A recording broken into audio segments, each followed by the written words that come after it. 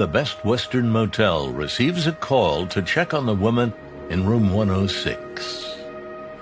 The hotel received a call from her place of employment wanting them to do a welfare check because she hadn't shown up for work that day. At that point, housekeeping staff, along with an assistant manager, went to room 106, knocked on the door, and that's when they discovered the body of a female laying on one of the beds in the room.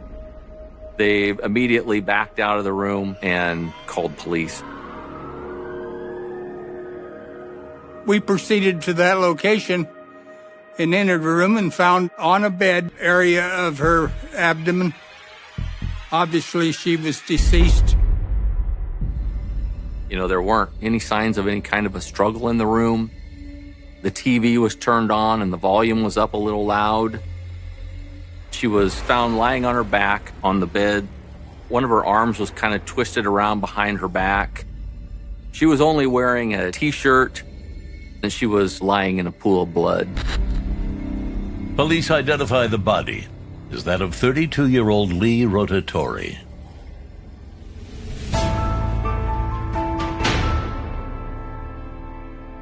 Where did it happen? Murders are senseless. She has been murdered and won't be able to talk to her again.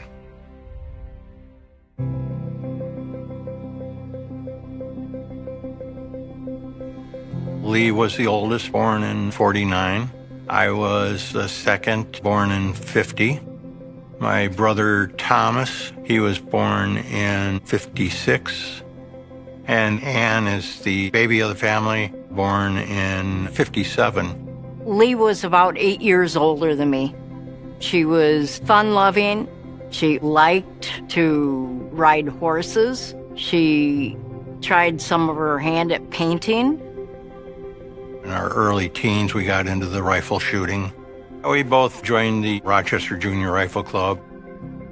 In the beginning, she was a little better shot than I was. She being left-handed and she was right-eyed, so her strong hand was holding the rifle up, so she had a lot more stability.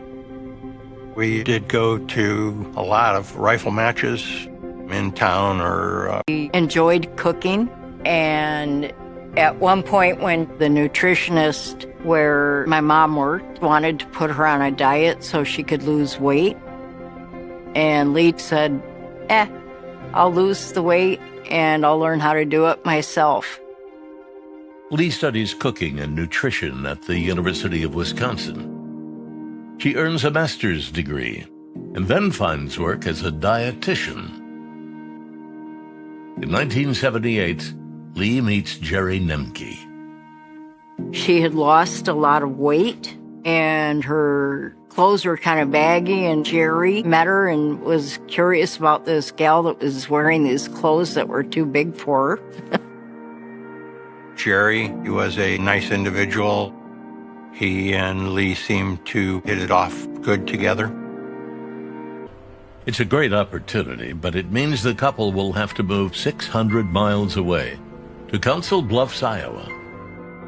The position in Council Bluffs, becoming a head dietitian at the facility there, was a major step up for her. Added responsibility, having direct reports. Lee moves to Council Bluffs with Jerry soon to follow with their mobile home. But just days after she starts her new job, Lee's life is cut short.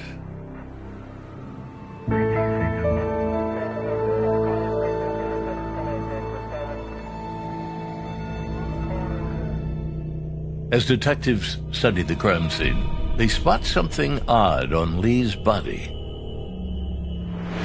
They noted a sticky residue across her mouth and across her eyes.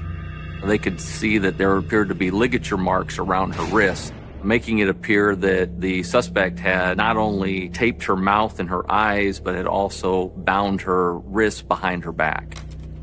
They also noted that the tape had been removed from her mouth as well as her eyes, and whatever it was that the suspect used to bind her wrists had also been removed from the room. They did not find a murder weapon in the room or outside the room.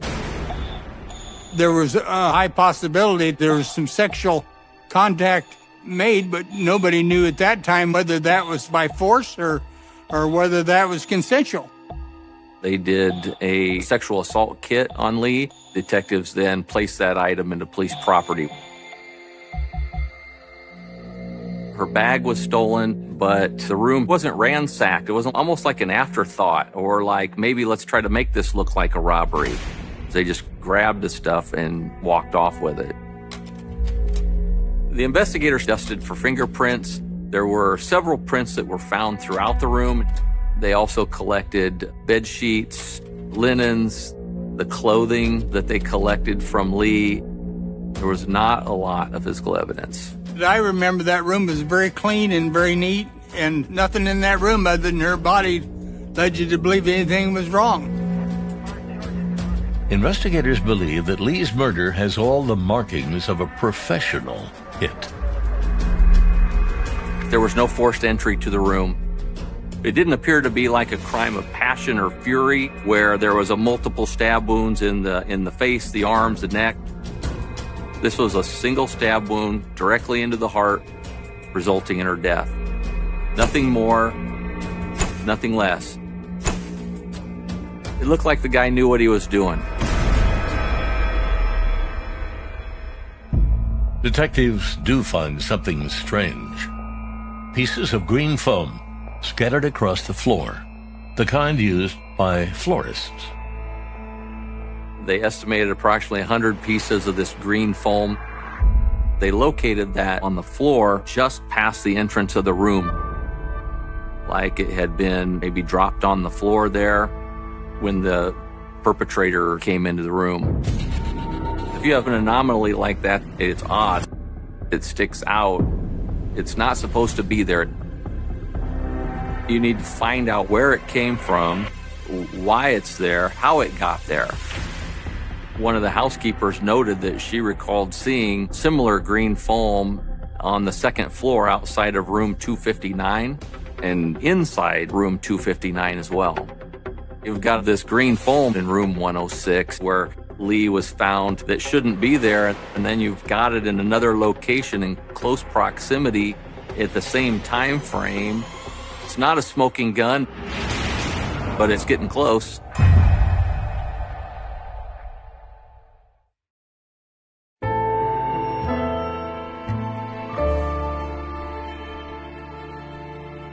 You have this crushed floral foam that may have been dropped by the perpetrator. And then you discovered that there was another location for this mysterious green foam. You can see the excitement that you would have in getting a lead like that.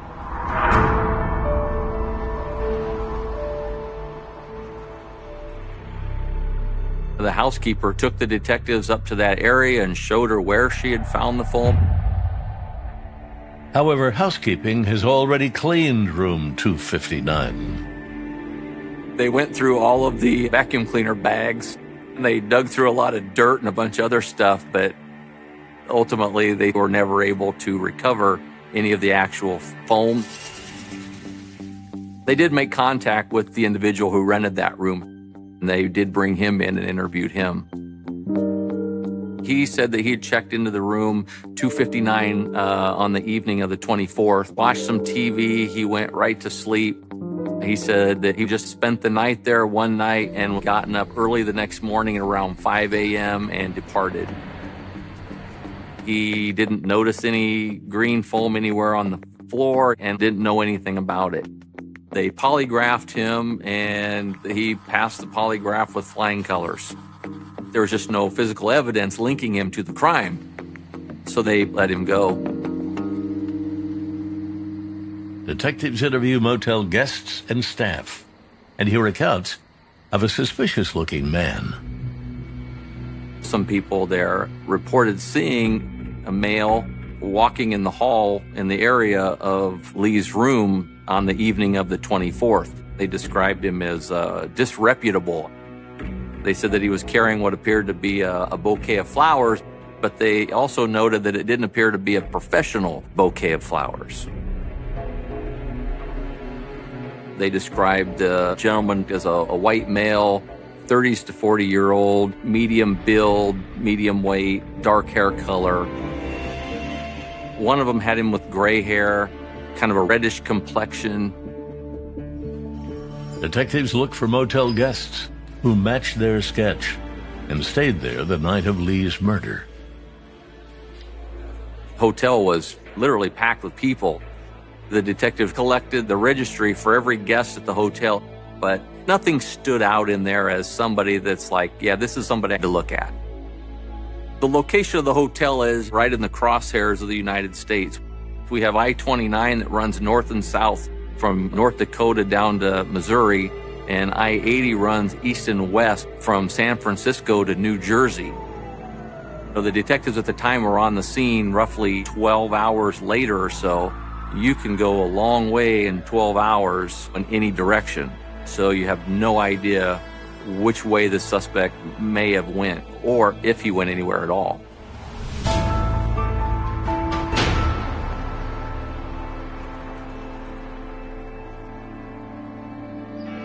Lee's remains are transported back to her hometown so she can be laid to rest. Mom and Dad went to the First Presbyterian Church, which is the church we all went to when I was growing up. Spoke to the pastor about having the funeral, and the sanctuary was packed. It was very heartwarming. It was probably the first funeral I attended, and it wasn't joyful.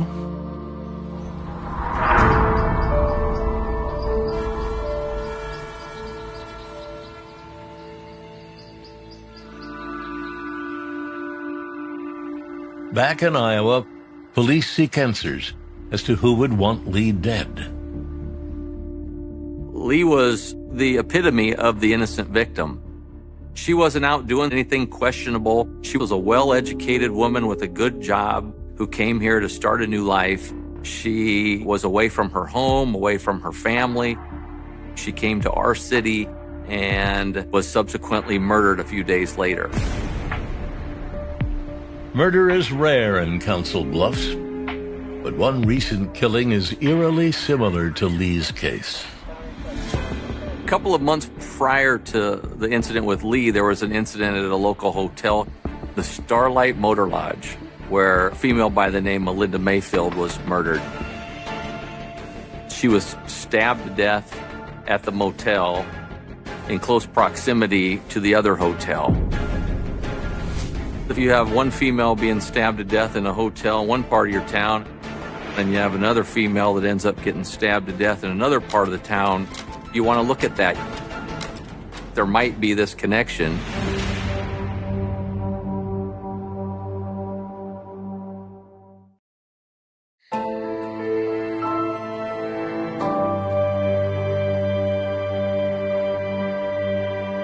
Based on the evidence at the scene, the person that killed Lee came there with the specific intent of killing her.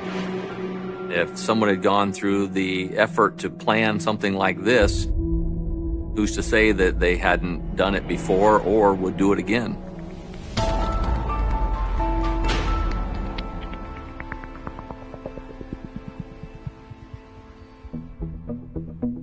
They started to look at any potential for this being a serial killing. They reached out to area agencies locally. The FBI was even contacted in reference to any serial killers operating in and around this area. Investigators compare the murders of Lee Rotatori and Linda Mayfield. They find the cases are not so similar after all. Lee was murdered with a single stab wound, as to where Linda Mayfield was stabbed multiple times, literally from head to toe. She was found outside the hotel room at the bottom of the stairs, where Lee was found inside the hotel room. So it was ruled out as a similar MO. Detectives turned to the physical evidence collected at the scene and processed the fingerprints found in Lee's motel room. Some of the prints lack sufficient ridge detail to be checked. The ones that did have sufficient ridge details were checked with no results. The medical examiner determined that there had been a sexual assault. You got to remember, though, that back in '82, DNA was not really a thing. You had it, but you didn't know what you had.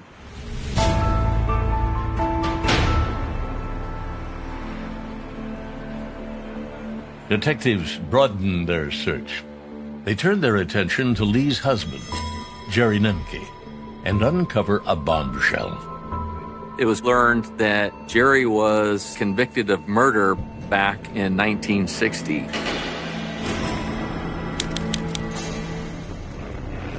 So they start digging into Jerry. The victim in that case was 16-year-old Marilyn Duncan. It took place in a deserted lot behind a factory in Chicago, and it was just brutal. And it sounded like Jerry had made some sexual advances on Marilyn. Marilyn refuted those advances, and he punched her until he knocked her down to the ground. At that point, he kicked her all over the body. He kicked her so many times that the toes on his shoes had curled backward. If that wasn't enough, there were some bricks that were laying around there. He picked those bricks up and he started beating her body with those bricks. To add insult to injury, he said that he stole $4 from her because that's all she had on her. He left her there to die in the lot, and she did ultimately succumb to those injuries a few days later. Police catch Nemke in a stolen car and arrest him. They connect him to Marilyn's murder through a pair of sunglasses he left at the scene. When he was questioned, he confessed to the murder of Marilyn Duncan. After his initial trial, he was found guilty of murder and he was sentenced to death. Jerry filed an appeal. There was a retrial in reference to the obtaining of his confession that he had provided to police at the time of his arrest in 1960. His confession was ultimately thrown out, and even without his confession, Jerry was again found guilty of the murder of Marilyn Duncan. At that point, he was sentenced to 75 to 100 years in prison. Despite the brutality of the crime and the lengthy sentence, Jerry Nemke is released from prison in 1978, just 18 years after killing Marilyn Duncan. Why Jerry was released so soon, I have no idea. Getting records of any of this stuff has been extremely difficult. And the records that I do get are so old and they're handwritten, and the quality of them are such that you can hardly even read them. But when you have a guy that does something like this, he was like a poster child for a suspect. Detectives focus on Lee and Jerry's relationship. Jerry gets out of prison in 1978. He marries Lee in 1978 within, months after being released from prison. A year or two later, they file for divorce. Another year or two later, they get remarried again. There was another statement that Jerry had made a comment about getting a divorce so he could file for bankruptcy, and then he was going to remarry her. I don't know if it was a troubled relationship or if it was a plan to get out of a bunch of debt. Lee and Jerry remarry just 6 months before she is killed. Jerry had 2 jobs at the time. He worked at a service station, and he also was a floral delivery person. To have Jerry being a part-time floral delivery person and to have crushed up green floral foam on the floor inside Lee's room where she was murdered, it was like, oh my God. This is the guy I need to look at first.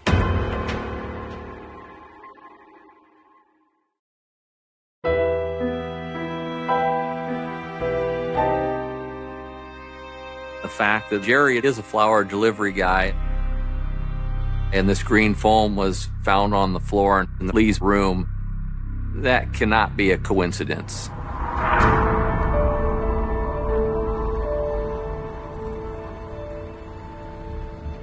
Very quickly, the detectives reached out to Jerry's employers to try to establish his whereabouts for the time frame of Lee's murder.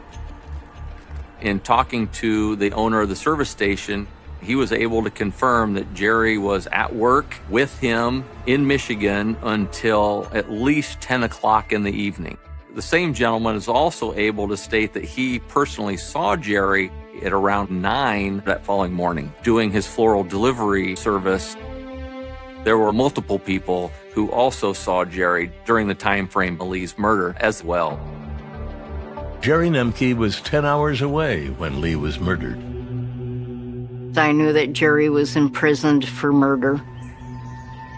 I know that he was working with juveniles to help keep them from becoming imprisoned. I think he had been reformed. I really had no issues with Jerry Nemke. When I heard Jerry had a solid alibi, I eliminated him as a suspect, and I was satisfied with that. By 1983, detectives have run down their last good lead. The case of the murdered dietitian goes as cold as an Iowa ice storm.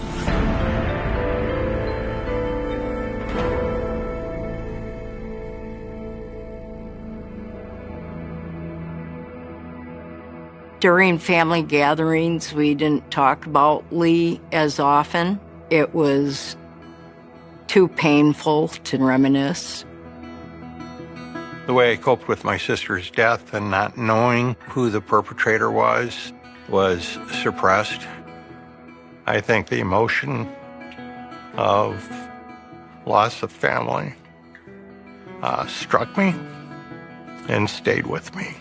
And then it also continued to my parents' passing.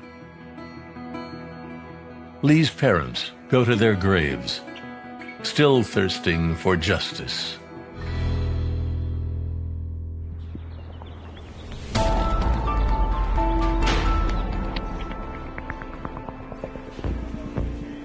I was sitting at my desk one day, and my sergeant came in, and he plopped this box on my desk and said, "Hey, you're kind of a go-getter. There's been some advances in DNA that have happened recently. Why don't you look into this?" And that's how it all began. Once I realized that we do have a male DNA sample, my thought at the time is I need to go back, revisit the main suspects in this case. I started with Jerry. I knew he had an ironclad alibi, but I knew his history. The hair on the back of your neck stands up when you read this stuff, and you're like, yeah, this guy knows more. There must be a connection somehow. I found him in Tampa, Florida. So I contacted the detectives down in Tampa, and a couple of homicide detectives went to his place. They said he was pretty nonchalant about the whole thing. He more than willingly just provided a DNA sample, and then we ran it in for testing. I knew that he was 10 hours away, but there was that glimmer of hope. Maybe he chartered an airplane and flew here and flew back home. The results came back on Jerry's DNA, and I saw that the result was negative. It was like a punch in the stomach. Investigators track down every previous suspect they can find and run DNA tests on all of them, but there's no match. This was 40 years ago, and when I would try to reach out to people, they were off the grid or they were deceased, so there weren't any leads.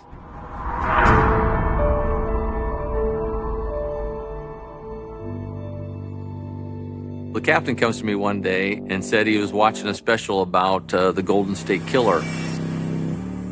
He was caught using genetic genealogy, and I was like, I'm totally on board. I didn't have any other options. The suspect DNA is submitted for genetic analysis, and a long list of possible matches to Lee's killer comes back. Our initial response was an enormous family lineage. It was literally printed out, and it was 6 feet long along one of our detectives' desks.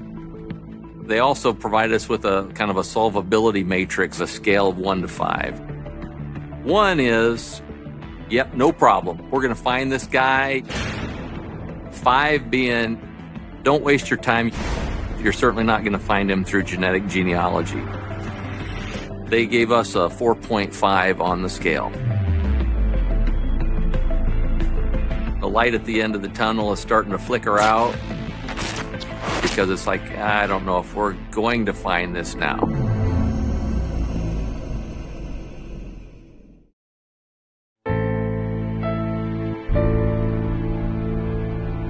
I'm looking at that huge family lineage, like, oh boy, where do we even start here? This is going to take forever.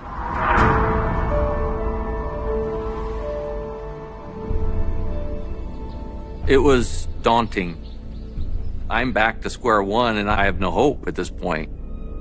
In 2019, Jerry Nemke passes away. Any information he may have had about Lee's murder dies with him.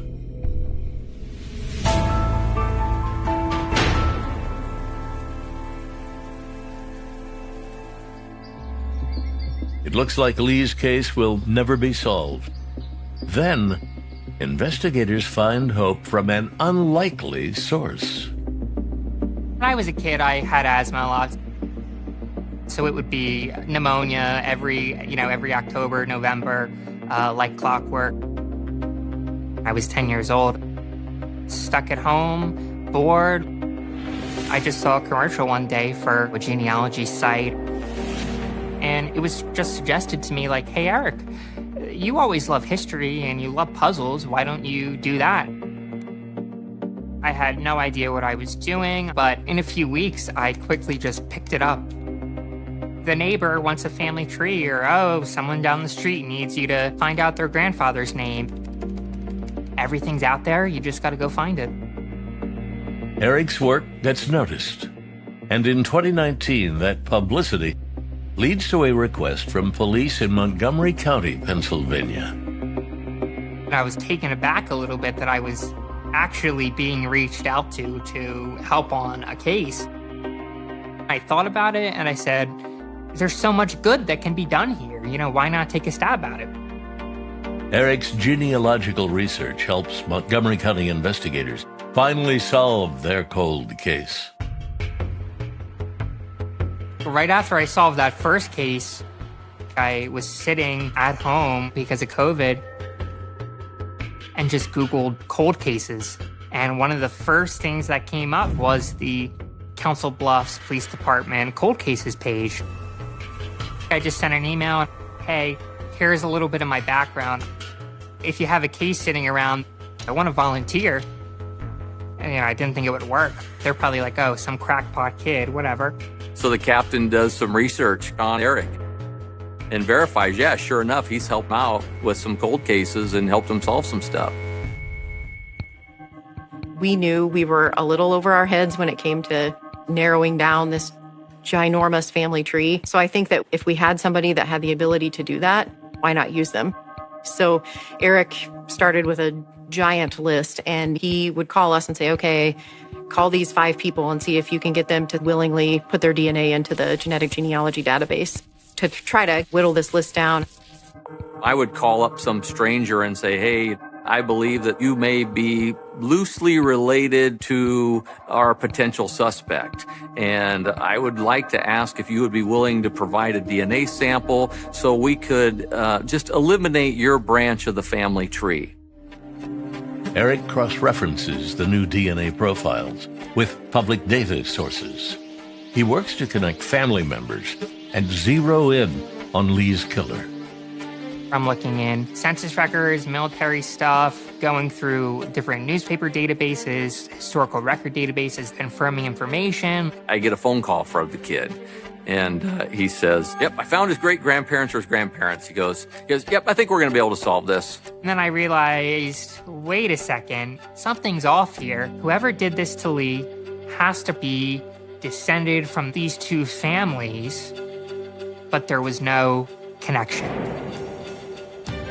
And if that's the case, I don't know what we're going to do. So all the information that he was getting through public records and things were showing that our suspect's father was one individual when in reality, it was clear by the numbers to Eric that he was actually not his father. It was really disheartening for us because all this time we thought we were getting closer, and now are we further away? So Eric was in the process then of readjusting and refocusing when we got our break.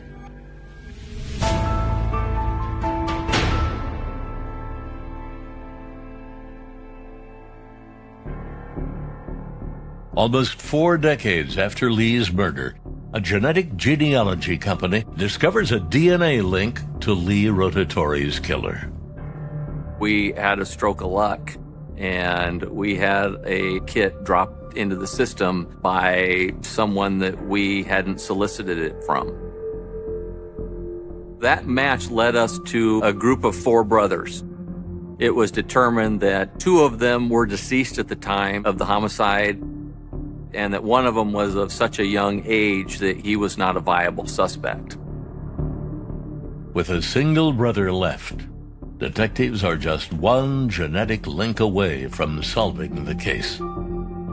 We were able to locate a daughter of our suspect who provided a DNA sample, and it was verified that Thomas Oscar Freeman was the name of the individual.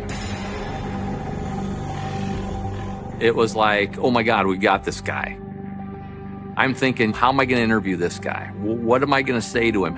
But unfortunately, that was followed up very quickly with, oh, but he's been murdered and he's dead. Went from a euphoric high to a tragic low, just like that. We started doing some research into Freeman. We found out that he was from West Frankfort, Illinois. He was a truck driver, kind of a transient person, living from hand to mouth. I couldn't find any financial records on him. He was kind of a ghost in a way. Detectives scour Lee's case file and find a shocking connection. Through the gentleman who owned the floral shop where Jerry Nemke had worked, it was learned that in the weeks prior to Lee's homicide, Jerry Nemke had received 3 different phone calls from an individual he identified as Tom or Jim. In the actual week prior to Lee's homicide, the same individual had spoke with Jerry on the phone. It sounded like the guy was coming in from out of town to meet with Jerry, and they had something that they needed to talk about. The telephone call to Jerry from an individual by the name of Tom, connecting with him in the days prior to Lee's murder, that cannot be a coincidence.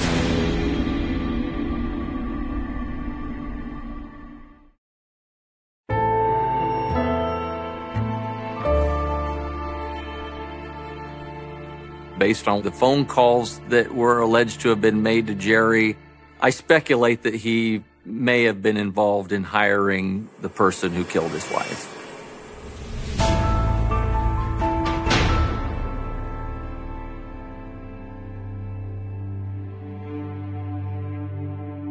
Not only was Thomas Freeman murdered, he was murdered a very short time after Lee Rotatori was murdered. He had been shot 4 times in the chest. Some hunters found him in a shallow grave on October 30th of 1982, and their coroner estimated that he had been there for a couple of months. Detectives suspect that Jerry Nemke hired Thomas Freeman to murder Lee, then paid him off with lead instead of gold. They search for more connections between Nemke and Freeman. When Jerry was in prison from 1960 to 1978, there was another individual that was in prison with Jerry at the time. That same individual just so happened to be a friend and co-worker of Thomas Oscar Freeman. When Jerry was released from prison in 1978, he went to Carbondale, Illinois, and attended Southern Illinois University. which is approximately 15 to 20-ish miles away from the location where Thomas Oscar Freeman lives and from where his body was found.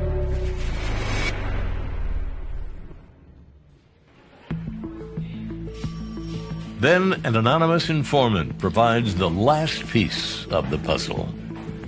I got a random tip that came in. A guy who said, several years ago, I was talking to a guy who's good friends with Lee's husband. And he was telling this gentleman how he had hired somebody that he had gone to prison with to kill his wife, that he used the money from her insurance policy to pay him off, that he knew when she was going to be murdered, so he was sure to establish an alibi during the time frame that the murder took place.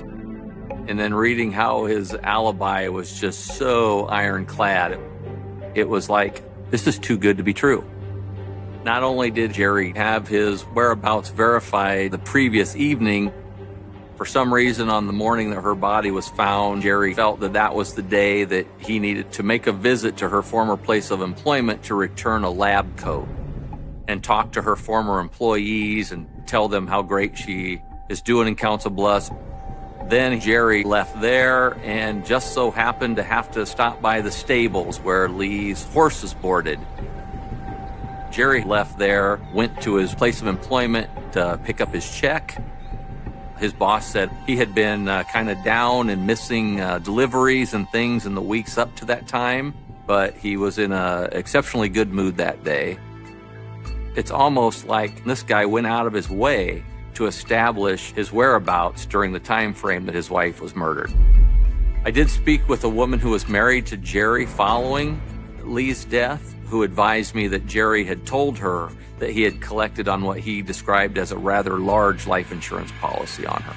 But I personally do not have any documentation proving that this life insurance policy existed.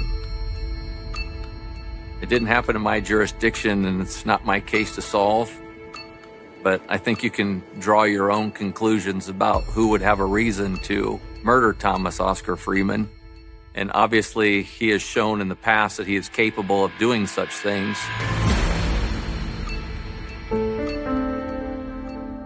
Jerry is now deceased.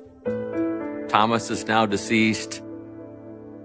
There might be this person that maybe we don't know yet that saw something that may come forward with some additional information that may help tie it all up. But it's also just as possible that Jerry Nemke and Thomas Oscar Freeman took the secret to Lee Rotatori's murder to the grave with them.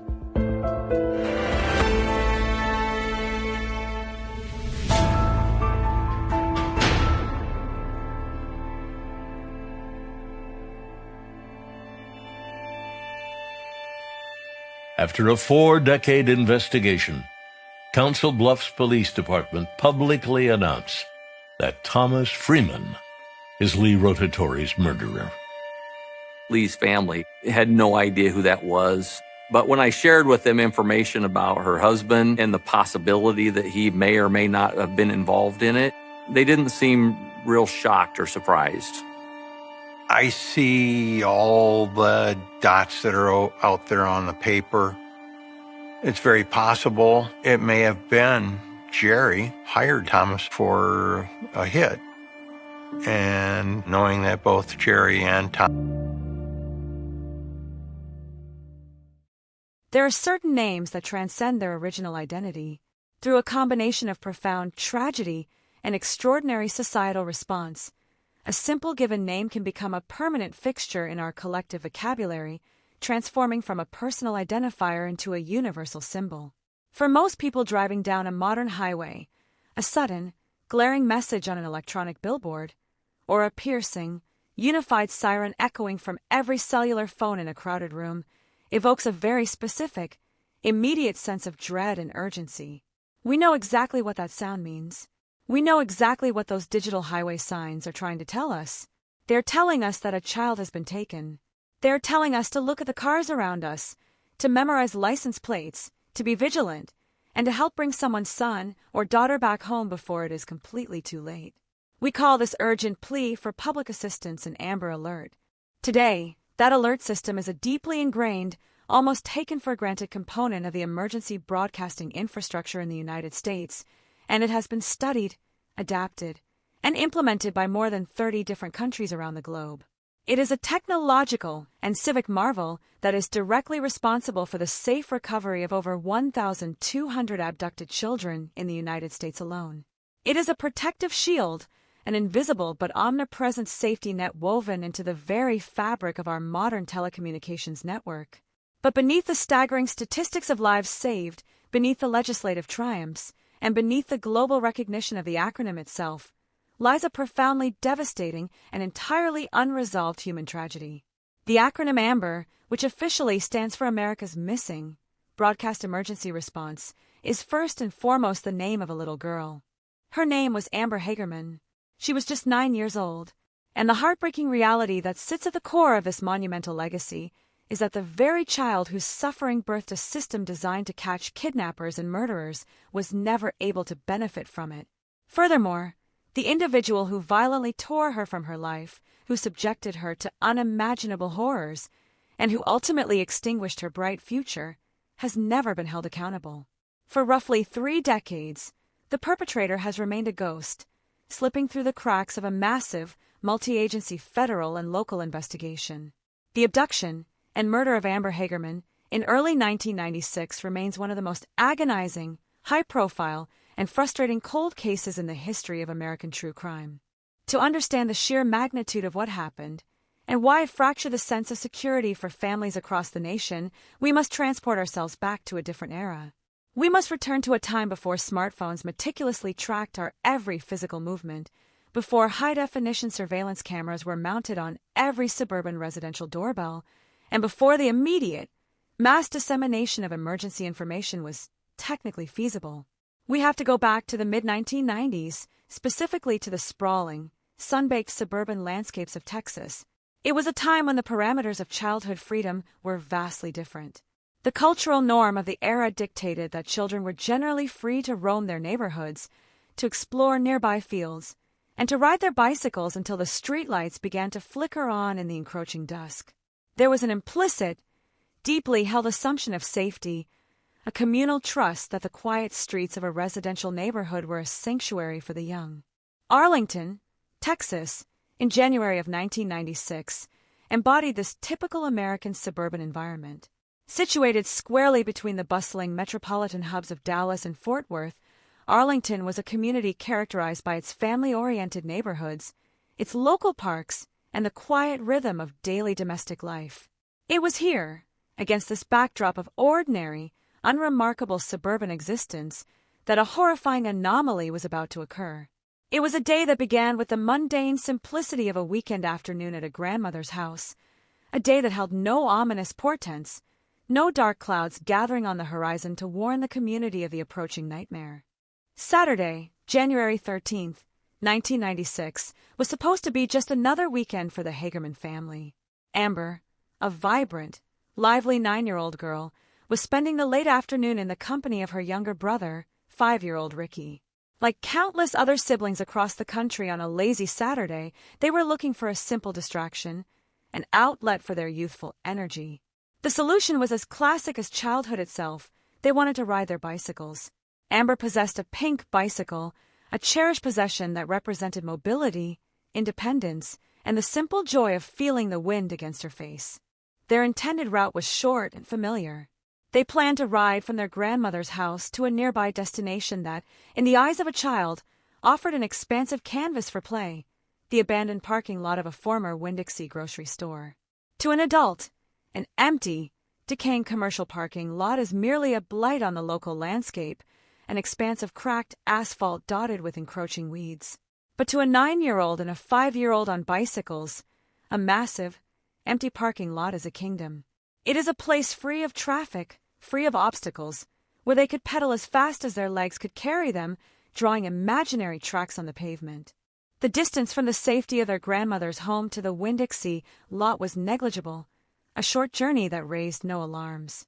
The children set off together, pedaling away from the house, leaving behind the protective gaze of their family. They were entirely submerged in the innocent reality of their afternoon adventure, completely unaware that the invisible boundary separating their safe, predictable world from a realm of incomprehensible violence was about to be violently breached. Upon arriving at the expansive, desolate parking lot, the siblings began to ride around the empty space. For a brief period, the afternoon proceeded exactly as they had envisioned. However, the dynamics of childhood play are often fluid and subject to sudden shifts in mood. For reasons that remain a poignant detail in the narrative of that day, 5-year-old Ricky began to feel a sense of unease.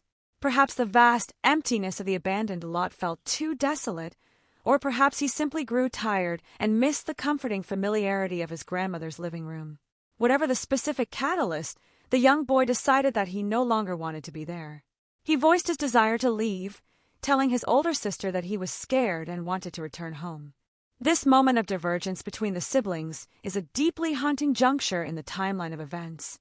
It is a moment where fate pivoted on the seemingly inconsequential decisions of children. Ricky, listening to his instincts, chose to turn his bicycle around and pedal back toward the safety of the house. Amber, however, made a different choice. Feeling confident, independent, and undoubtedly wanting to maximize her time on her beloved pink bicycle, she decided to stay behind. She communicated to her brother that she would ride for just a little while longer, perhaps just one more lap around the perimeter of the sprawling, empty lot. As Ricky rode away, the physical distance between the siblings expanded. With every rotation of Ricky's pedals, the safety net that inherently exists when children are together began to unravel. Amber was now entirely alone in the vast, empty expanse of the abandoned Winn-Dixie parking lot. The late afternoon sun continued its slow descent, casting long, stretching shadows across the cracked asphalt. In that profoundly isolated moment, the 9-year-old girl was utterly defenseless, completely oblivious to the fact that her solitary presence in that specific location had attracted the darkest kind of attention. The transition from a peaceful, mundane suburban afternoon to a scene of absolute terror did not happen gradually. It was not preceded by a long, suspenseful build-up. According to the meticulously gathered facts of the investigation, the disruption was sudden, violent, and incredibly fast. The quiet solitude of Amber's final bike ride was shattered in mere minutes by the roar of an engine. The environment, which only moments before had been a playground, instantly transformed into a hunting ground. A vehicle, described as an older model, single-cab black pickup truck, aggressively breached the perimeter of the parking lot, moving with a terrifying, purposeful velocity directly toward the solitary 9-year-old girl on the pink bicycle. This is the exact threshold where the narrative shifts from a portrait of childhood innocence to a harrowing chronicle of a violent crime. The profound tragedy of Amber Hagerman's story is rooted in the stark, unforgiving contrast between the absolute normalcy of the day's beginning and the unspeakable horror of its conclusion. It forces us to confront the terrifying reality that evil does not always announce its arrival. Sometimes, it simply pulls into an empty parking lot on a Saturday afternoon, forever altering the landscape of a family, a community, and ultimately an entire nation.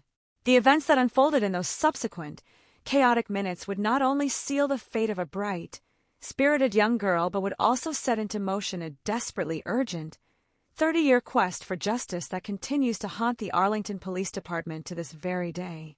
A quest fueled by the lingering memory of a pink bicycle left abandoned on cold asphalt, and the undeniable imperative that the person responsible for silencing Amber Hagerman must not be allowed to remain hidden in the shadows. To truly grasp the magnitude of the tragedy that unfolded on that fateful January afternoon, it is essential to first understand who was at the center of it. Amber Hagerman was not merely a symbol, a catalyst for legislative change, or a name attached to a global emergency broadcasting system. She was, first and foremost, a vibrant, living, breathing 9-year-old girl with a family who loved her deeply. Born to her mother, Donna Whitson, who would later be known as Donna Williams, Amber was described as a child full of life, energy, and a characteristic spirit that brought immense joy to those around her. She was a devoted older sister to her 5-year-old brother, Ricky, often taking on that inherent protective and guiding role that naturally develops between siblings. In the photographs that would later be broadcast across every television network in the nation, Amber is seen with a bright, genuine smile, possessing an innocence that makes the circumstances of her disappearance all the more agonizing to comprehend. She was a child navigating the simple, beautiful complexities of growing up, finding joy in family gatherings, school, and the cherished freedom of riding her bicycle through her Arlington neighborhood. The context of Arlington, Texas, in the mid-90s is equally crucial to understanding the profound shockwave this crime sent through the community. In 1996, the concept of childhood safety was fundamentally different than it is today. While parents were certainly protective, there was a prevailing, unspoken societal agreement that residential streets, local parks, and the immediate vicinity of a family home were generally safe havens. Children were encouraged to play outside, to explore their surroundings, and to foster a sense of independence. The omnipresent digital surveillance that characterizes modern suburban life did not exist. There were no tracking applications on mobile phones, no ubiquitous security cameras recording every passing vehicle, and no instantaneous way to broadcast a localized emergency to thousands of people simultaneously. The safety of children relied heavily on the watchful eyes of neighbors, the physical boundaries of the community, and an inherent trust that daylight and proximity to home provided an impenetrable shield against the darker elements of the world. Amber's mother, like millions of other parents during that era, operated under this widely accepted paradigm of suburban security when she allowed her children to ride their bikes that afternoon. The physical setting of the abduction further underscores the heartbreaking intersection of innocent play and predatory opportunity.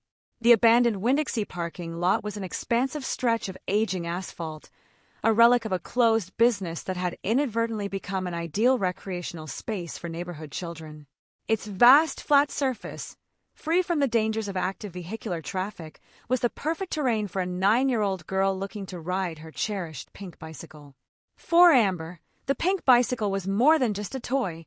It was a vehicle of autonomy, a cherished possession that allowed her to glide through the Texas afternoon air.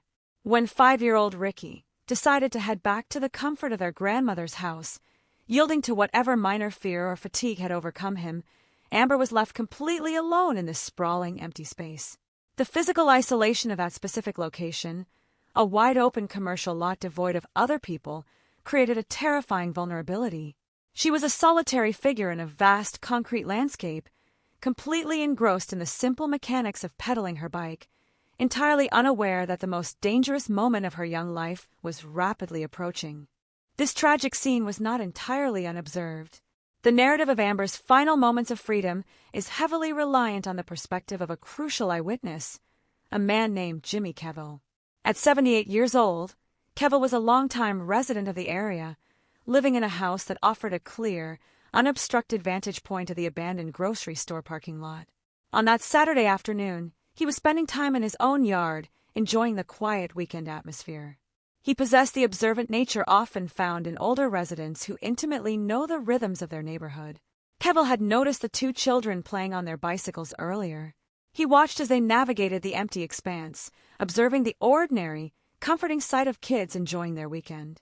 He also witnessed the moment of separation, watching the younger boy turn his bicycle around and pedal away, leaving the young girl behind to continue her solitary ride.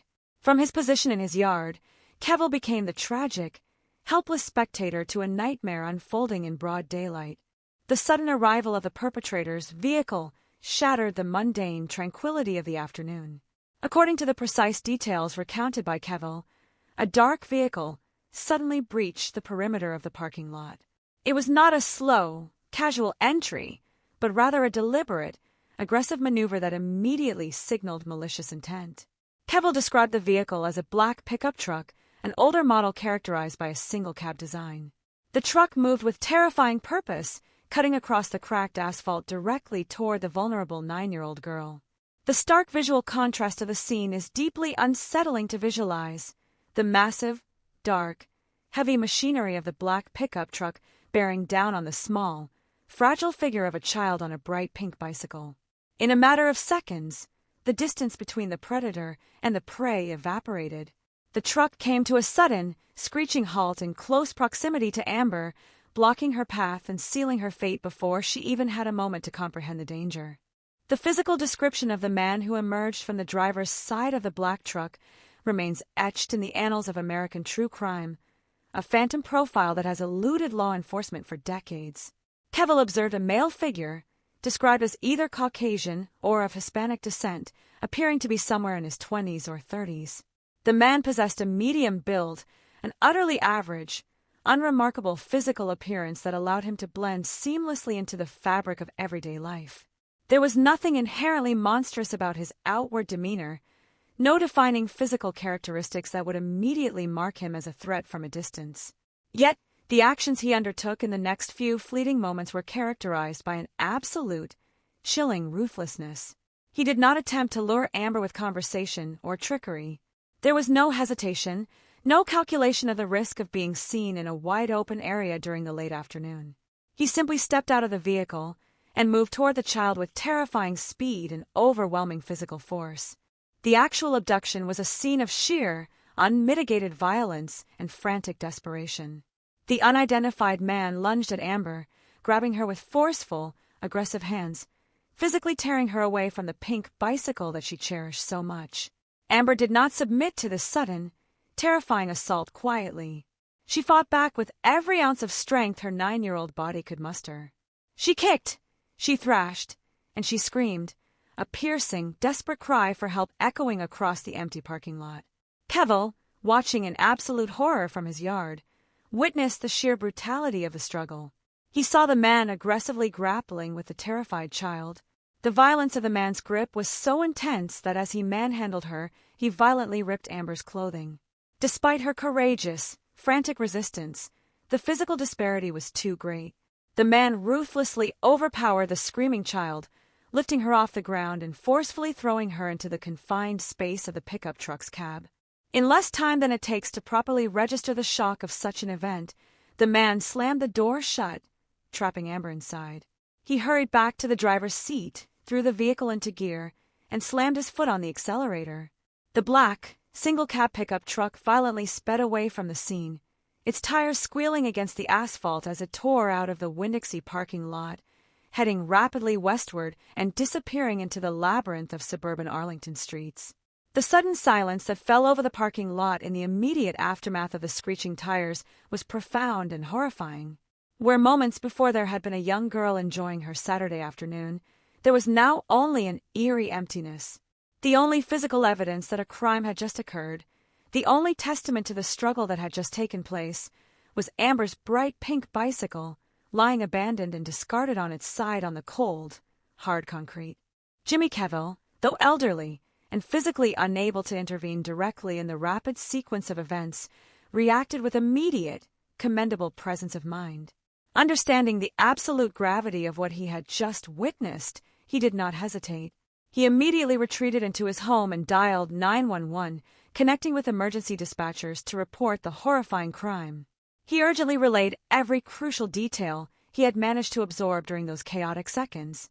The abandoned grocery store parking lot, the violent struggle, the terrified screams of the young girl, the specific description of the older model black pickup truck, and the physical characteristics of the man who had taken her. His prompt action was the crucial catalyst that set the massive machinery of law enforcement into motion. He provided police with the only roadmap they had to try and intercept the kidnapper before he could vanish entirely. The response from law enforcement was instantaneous and massive. The Arlington Police Department, recognizing the extreme time sensitivity and the dire nature of a stranger abduction, immediately mobilized all available units. Realizing the potential scope of the situation, they quickly coordinated with the Federal Bureau of Investigation, bringing federal resources, tactical expertise, and manpower into the desperate search. Sirens wailed across the city as patrol cars saturated the area, setting up perimeters, scanning the roads for any sign of a black, single-cab pickup truck matching Kevel's description. Officers descended upon the abandoned Winn-Dixie parking lot, transforming the quiet recreational space into a sprawling, frantic crime scene.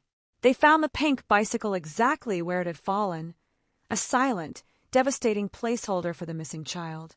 They scoured the immediate vicinity, knocking on doors, interviewing anyone who might have been passing by, desperately searching for any additional witnesses or any stray piece of evidence the perpetrator might have left behind in his haste. However, despite the incredibly rapid response time, Despite the detailed eyewitness account provided by Jimmy Kevill, and despite the combined, aggressive efforts of both local and federal law enforcement agencies, the tragic reality of stranger abductions quickly manifested. The terrifying advantage of a motor vehicle is the speed at which it allows a perpetrator to distance themselves from the scene of the crime.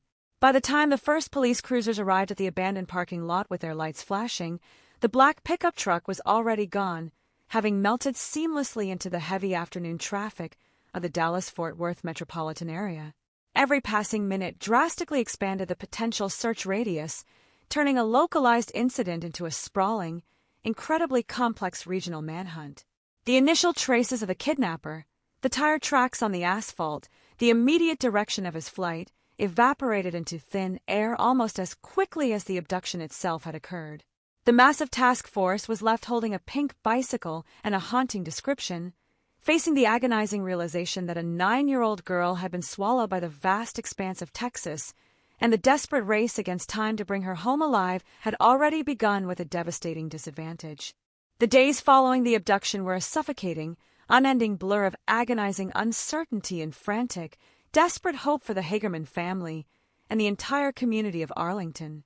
As the initial hours of the search stretched into days, the frantic energy of the immediate response began to congeal into a thick, palpable dread. The search effort, which began with the focused intensity of a local missing person report, rapidly ballooned into a multi-agency, high-stakes investigation that consumed every waking moment of the officers involved. Posters bearing Amber's bright, innocent face were printed by the thousands, plastered onto every telephone pole, store window, and community bulletin board across the Dallas-Fort Worth metroplex. The media, recognizing the chilling nature of the crime, a child snatched in broad daylight from a quiet neighborhood, descended upon the area with a relentless, hungry urgency that both bolstered the search and amplified the family's raw, exposed grief. Throughout the city, residents looked at the drivers of pickup trucks with newfound suspicion, scanning the road for that specific, haunting description, a black, single-cab, older model truck. Every dark vehicle seen in a driveway or parked at a gas station triggered a spike of adrenaline and fear. Tips flooded into the police hotline, ranging from the mundane and irrelevant to the deeply unsettling. Detectives worked around the clock, fueled by caffeine and the desperate, gnawing need to find Amber before the worst-case scenario could manifest. They combed through every inch of the area near the abandoned Winn-Dixie, hoping that the perpetrator had been careless, that he had left a witness who hadn't come forward, or a piece of physical evidence that would point them toward his identity. Yet, the perpetrator was seemingly invisible, a ghost who had successfully navigated the city's arteries and vanished into the anonymity of a sprawling urban landscape. The atmosphere in Arlington transformed as the search continued. The initial confidence that the sheer scale of the police response would yield a quick result began to erode. Every sunset brought with it a renewed, crushing weight of despair. Families kept their own children closer, holding their hands tighter, the collective sense of neighborhood safety that had defined the community for decades having been irrevocably shattered. Amber Hagerman was no longer just a missing child. She was the face of every parent's worst nightmare, the embodiment of the terrifying fragility of childhood. Her face appeared on television screens, a constant, silent appeal for justice and recovery that reached into living rooms across the state of Texas. Her mother, Donna, existed in a state of catatonic shock, her world having been narrowed down to the singular, desperate hope that her daughter would be found alive. Then, on the fourth day, the nightmare shifted from the realm of the possible to the landscape of the irreversible. On the night of January 17, 1996, the search, which had been conducted with such fervent, albeit futile, optimism, encountered a devastating finality. A man, simply out walking his dog in the vicinity of the Forest Hill apartment complex in Arlington, happened upon a scene that would forever haunt the community. Tucked away in a small, secluded area near a creek known as Forest Creek lay the small, fragile body of a child. It was Amber Hagerman. The location was less than 5 miles from the site of her abduction, a distance that felt both agonizingly close and tauntingly vast.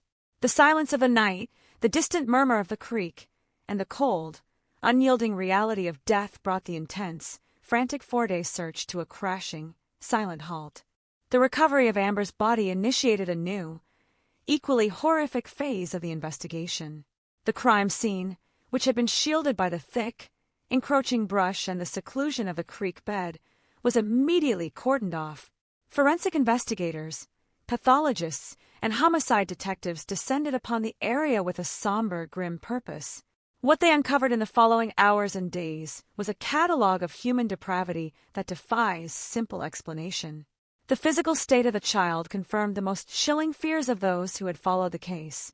Amber had been subjected to horrific abuse, held in captivity for several days while being subjected to severe, depraved sexual assault before her life was ultimately taken.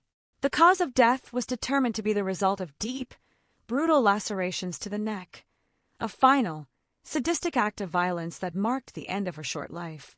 The tragedy was further compounded by the environmental conditions that had occurred in the interim. A violent, heavy downpour had battered the North Texas region the night before the body was discovered.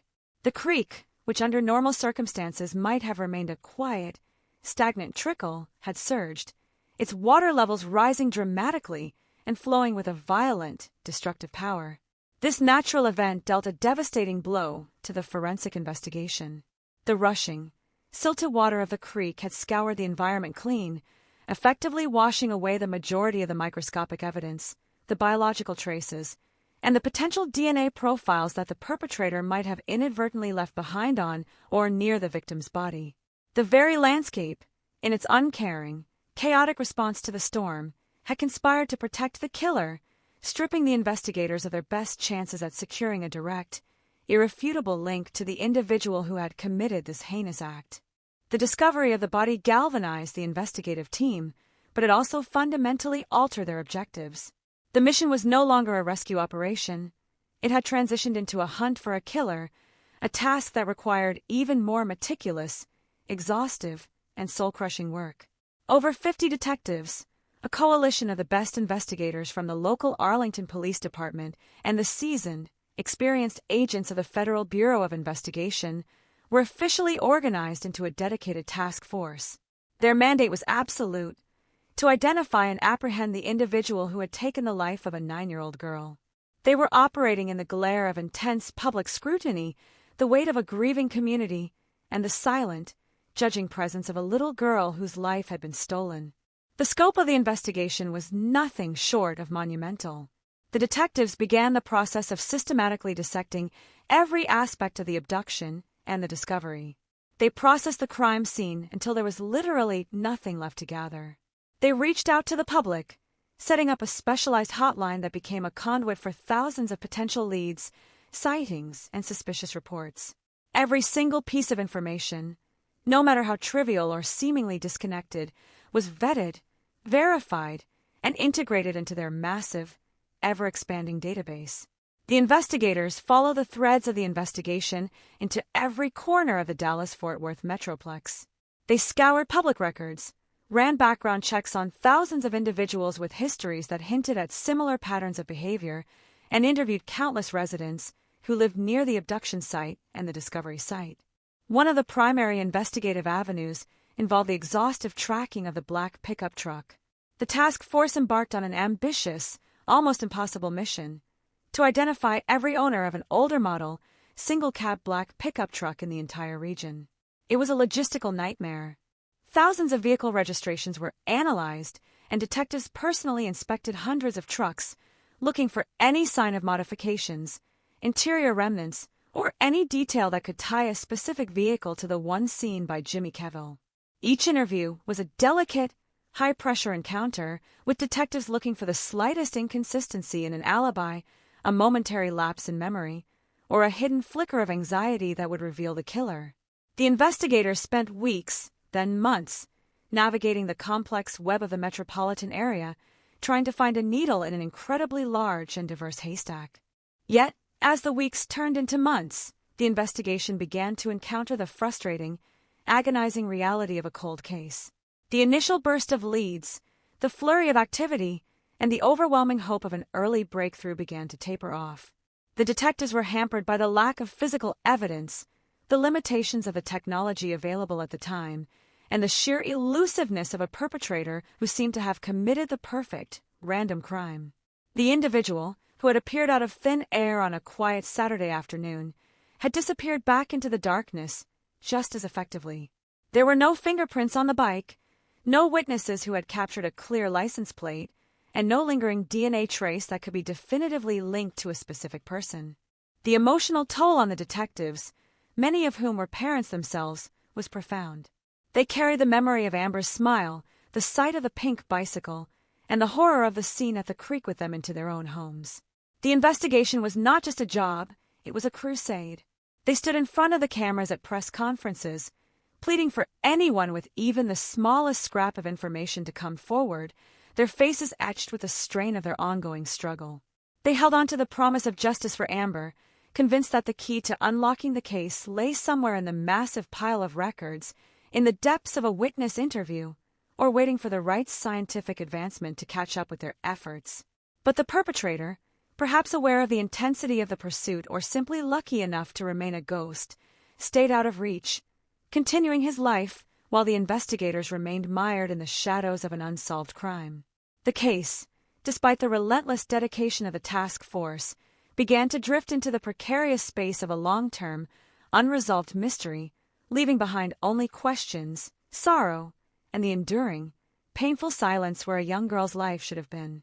The investigation into the death of Amber Hagerman was a labyrinth of frustration, marked by the persistent silence of evidence and the agonizing limitations of 1996 forensic technology. As the months of the initial investigation bled into years, the task force transitioned from a state of frantic, immediate pursuit to the grim, methodical endurance required for a cold case. The detectives who had once followed thousands of leads with the hope of an imminent arrest found themselves revisiting the same files, looking for connections that might have been overlooked in the initial, chaotic aftermath. The black, single-cab pickup truck, the central pivot of the witness account, remained a phantom, a vehicle type so common in the American West that it defied effective classification or targeting. Every owner of such a truck was, in a sense, a potential suspect, yet the sheer number of these vehicles meant that the investigators were effectively searching for a ghost in a machine-driven world. The weight of the case pressed down not only on the investigators, but on the entire Arlington Police Department. It became a defining institutional trauma. They had not only failed to save the child, but they had also been unable to provide the finality of justice to her grieving family. The case files, which filled cabinet after cabinet, were a silent testament to the thousands of hours of work, the thousands of miles driven to check alibis, and the thousands of interviews conducted with men whose potential connection to the crime had been scrutinized to the furthest extent possible. Yet, despite this exhaustive exertion, there was no breakthrough. The forensic trail had been effectively wiped clean by the elements, and the eyewitness testimony, while invaluable, was not specific enough to isolate one individual from the millions residing in the Dallas-Fort Worth sprawl. As the years passed, the investigators became increasingly reliant on the hope that technological advancements would eventually offer a way forward. Science, in the mid-90s, was on the precipice of a revolution in genetic identification, but it was not yet capable of extracting truth from the scant, degraded samples they had managed to recover from the crime scene. They carefully preserved what little evidence remained, knowing that their only chance at solving the case would likely depend on the evolution of forensic science. They were in a long-term waiting game, a test of patience against the inevitable decay of human memory and the hardening of the cold case into a permanent, unsolved mystery. The detectives, many of whom were nearing the end of their careers, would pass their knowledge and the haunting details of the Amber Hagerman file to younger generations, ensuring that the search for the killer remained an active, albeit dormant, commitment of the department. A critical milestone in the investigation arrived, unexpectedly, with the passing of the 25th anniversary of the crime. In 2021, the Arlington Police Department, in a calculated effort to reinvigorate the public interest and apply modern, cutting-edge forensic techniques to the decades-old mystery, broke its long-standing silence regarding the state of the evidence. They revealed that they still possessed key DNA material recovered from the crime scene, material that had been carefully shielded from the public and the media for over 2 decades to protect the integrity of a future prosecution. This was a profound, strategic admission. It signaled that the case was far from dead, and that the investigators were aggressively pivoting to the next frontier of forensic science, investigative genetic genealogy. This process, which has successfully solved scores of long-standing cold cases by matching crime scene DNA to the profiles of distant relatives in public ancestry databases, represented the best, and perhaps the final, hope for identifying the perpetrator. The application of this technology to the Amber Hagerman case was not a simple, instantaneous solution. It involved a painstaking, long-term process of uploading the crime scene's genetic data to massive genealogical archives and then working with expert geneticists to build detailed, multi-generational family trees. It was a process that demanded total precision, as every potential link had to be verified through a secondary, concrete connection. The detectives involved in this new phase of the investigation worked with the same, if not greater, intensity as the original task force. They were operating in a different world than their predecessors, utilizing data sets and analytical tools that were unthinkable in 1996. The hope was that somewhere in the vast, interconnected web of these family trees, a common ancestor would link a donor in the database to the individual who had committed the abduction. This phase of the investigation was characterized by its quiet, persistent rigor. It lacked the high-speed sirens and the media frenzy of the initial months, but it was arguably more crucial. The investigators had to navigate the legal and ethical complexities of using consumer genetic data for criminal purposes, all while maintaining the absolute confidentiality required to protect a future case. They were mapping out the lives of people who had no idea they were connected to the man who murdered Amber Hagerman. Each potential match required the police to step back and conduct traditional, old-school police work to verify the individual's location, his movements in 1996, and his potential to have been in Arlington on that specific January afternoon. It was a labor-intensive, iterative cycle of discovery and elimination, a journey into the past through the medium of modern genetic mapping. Despite the intensity of this technological application, the case remains officially unsolved, a cold case that continues to resist closure. The difficulty lies in the fact that the genetic trail is not a direct path, but a branching web of possibilities. Even with the advanced tools of 2021, the investigators are still contending with the degradation of the original samples and the gaps in the genealogical data. The man who abducted Amber Hagerman may have never been tested, may have had no known family who participated in these databases, or may have died without leaving a significant genetic footprint for the investigators to follow. The frustration of these results, or lack thereof, is a recurring, painful element of the ongoing investigation. The police, however, have remained steadfast in their commitment, reiterating time and again that the file is never closed and that they remain open to any information, regardless of how much time has passed. The investigation has also been bolstered by the persistence of a $10,000 reward, a standing offer to anyone who can provide the definitive clue that leads to the arrest and conviction of the murderer. While the monetary value is secondary to the pursuit of justice, it serves as a persistent, public reminder that the case is still active. The police have continued to leverage the public's memory, often using the anniversaries of the crime to refresh the details in the public eye, hoping that someone, perhaps an acquaintance of the perpetrator, a former partner, or a friend who noticed something suspicious back in 1996, will finally feel the burden of their knowledge and come forward. Every time the story is retold, every time the image of a pink bicycle is circulated on social media or local news, the task force hopes it will reach the one person who possesses the missing link. The nature of the investigative work itself has also evolved to include a constant, critical analysis of the original witness account provided by Jimmy Kevill. While his testimony was instrumental in identifying the type of truck and the general description of the suspect, the detectives have had to cross-reference his observations with thousands of other pieces of information. They have spent years evaluating the potential for the perpetrator to have been a local resident versus someone passing through, a transient, or a worker who was in the area for a short, temporary period. The logistical reality of Arlington, its proximity to major highways, has always been a double-edged sword, providing ease of access for the community but also providing the perfect exit strategy for a transient offender. The investigators have looked into reports of suspicious persons in the area, complaints of similar incidents in surrounding cities, and every other potential anomaly that might suggest a serial pattern of behavior. In the end, the history of the investigation into Amber Hagerman's death is a chronicle of a society learning to deal with the absolute horror of a predator among them.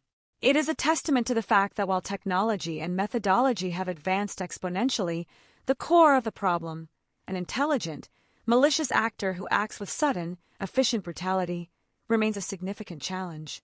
The task force has remained anchored by the memory of the victim, viewing their work not as a sterile, academic pursuit of a cold case, but as a moral imperative to address the most profound injustice. They understand that every day that passes without an arrest is another day that the perpetrator has eluded his inevitable reckoning. The investigative process, with its transition from physical evidence collection to digital genealogical mapping, serves as the most accurate reflection of the progress made in the field of criminal investigation over the past 3 decades. Yet the persistent, haunting nature of the case, the empty desk where the solution remains locked away, serves as a sobering, constant reminder that justice is often a long, agonizing, and incomplete process.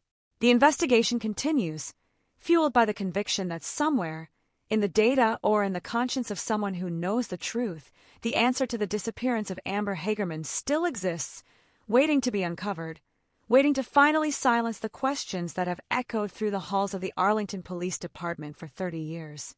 The legal landscape of the Amber Hagerman case is marked by a paradoxical absence of traditional court proceedings. Because the perpetrator has never been identified, apprehended, or charged, there has never been a trial, a defense, or a verdict.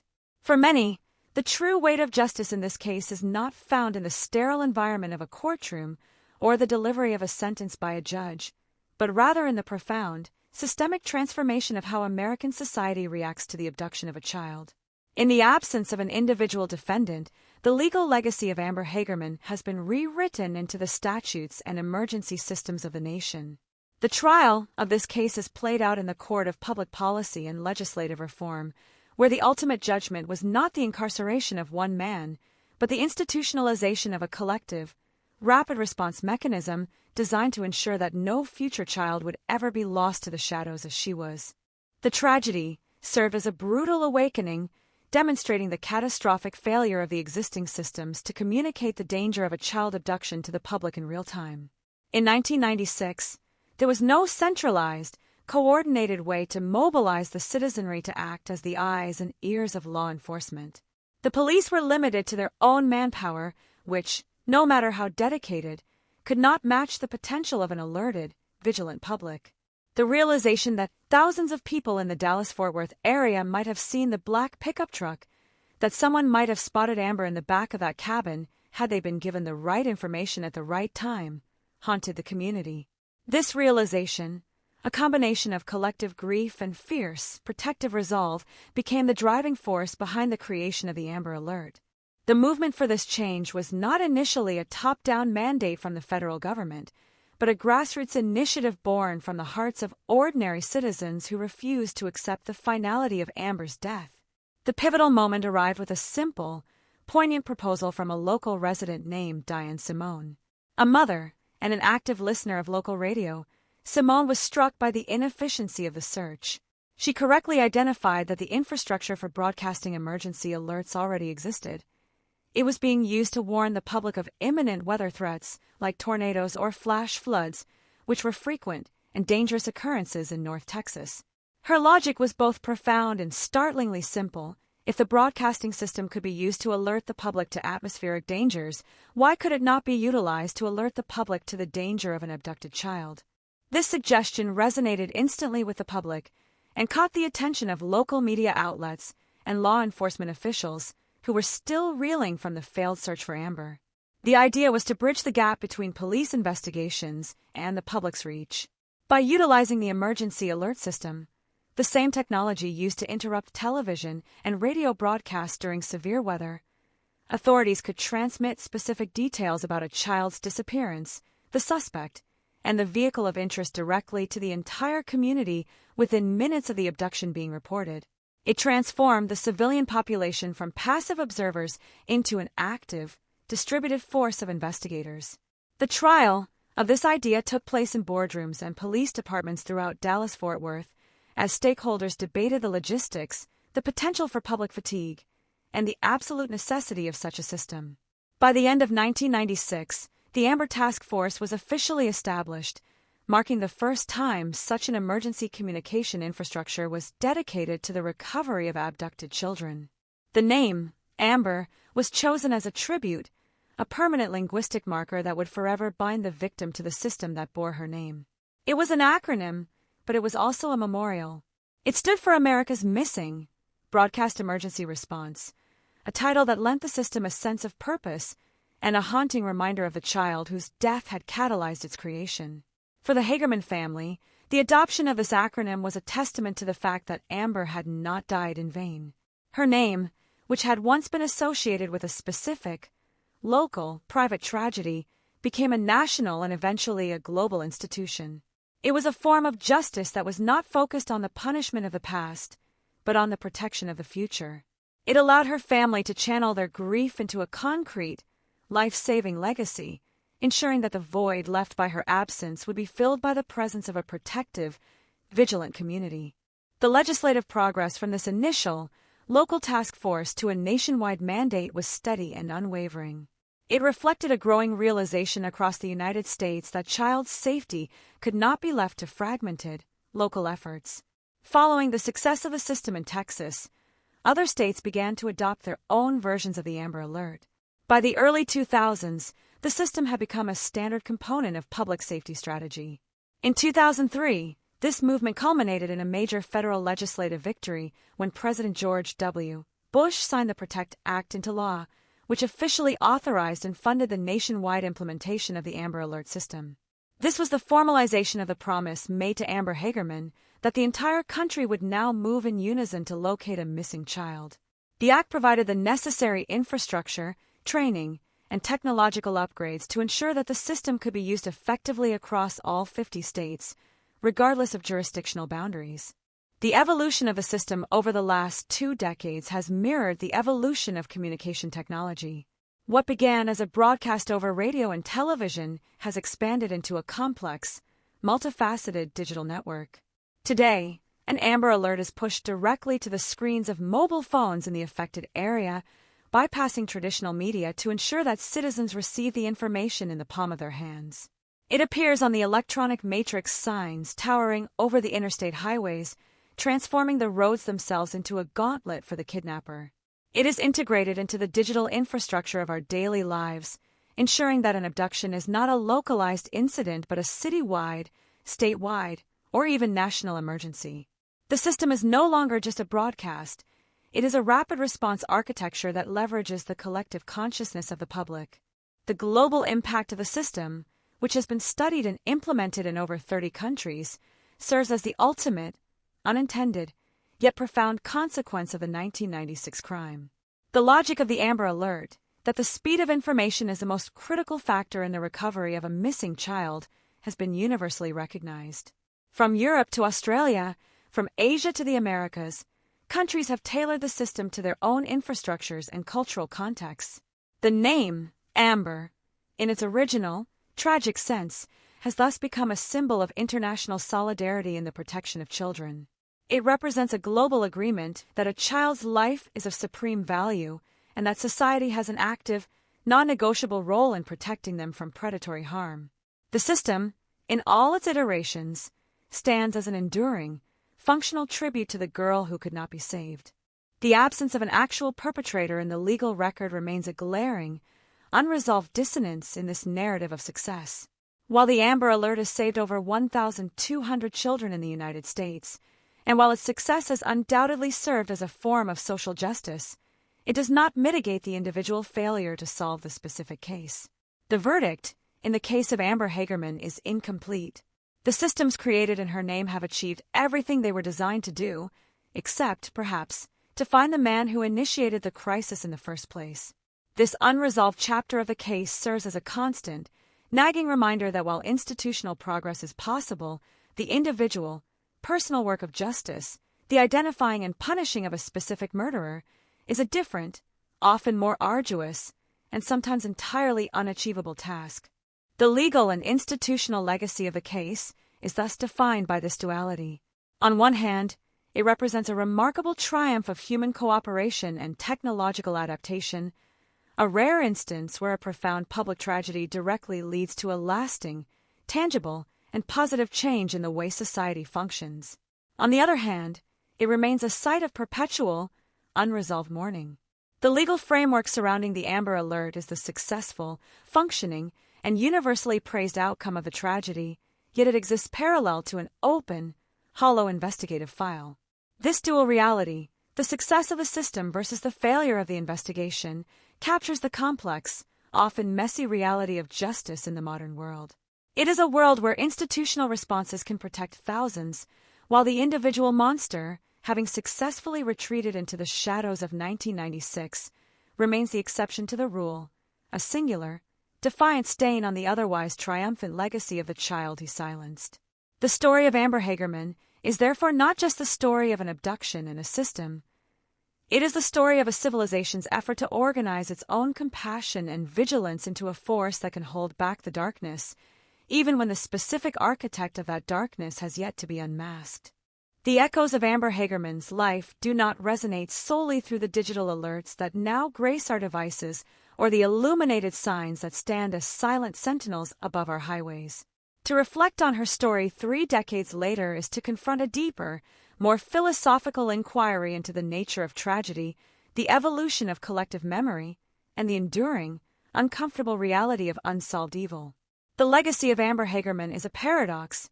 It is a monument built on the ashes of a stolen future, a testament to what a grieving society can construct when it decides, with absolute, unwavering resolve, that the loss of one child is a loss for all.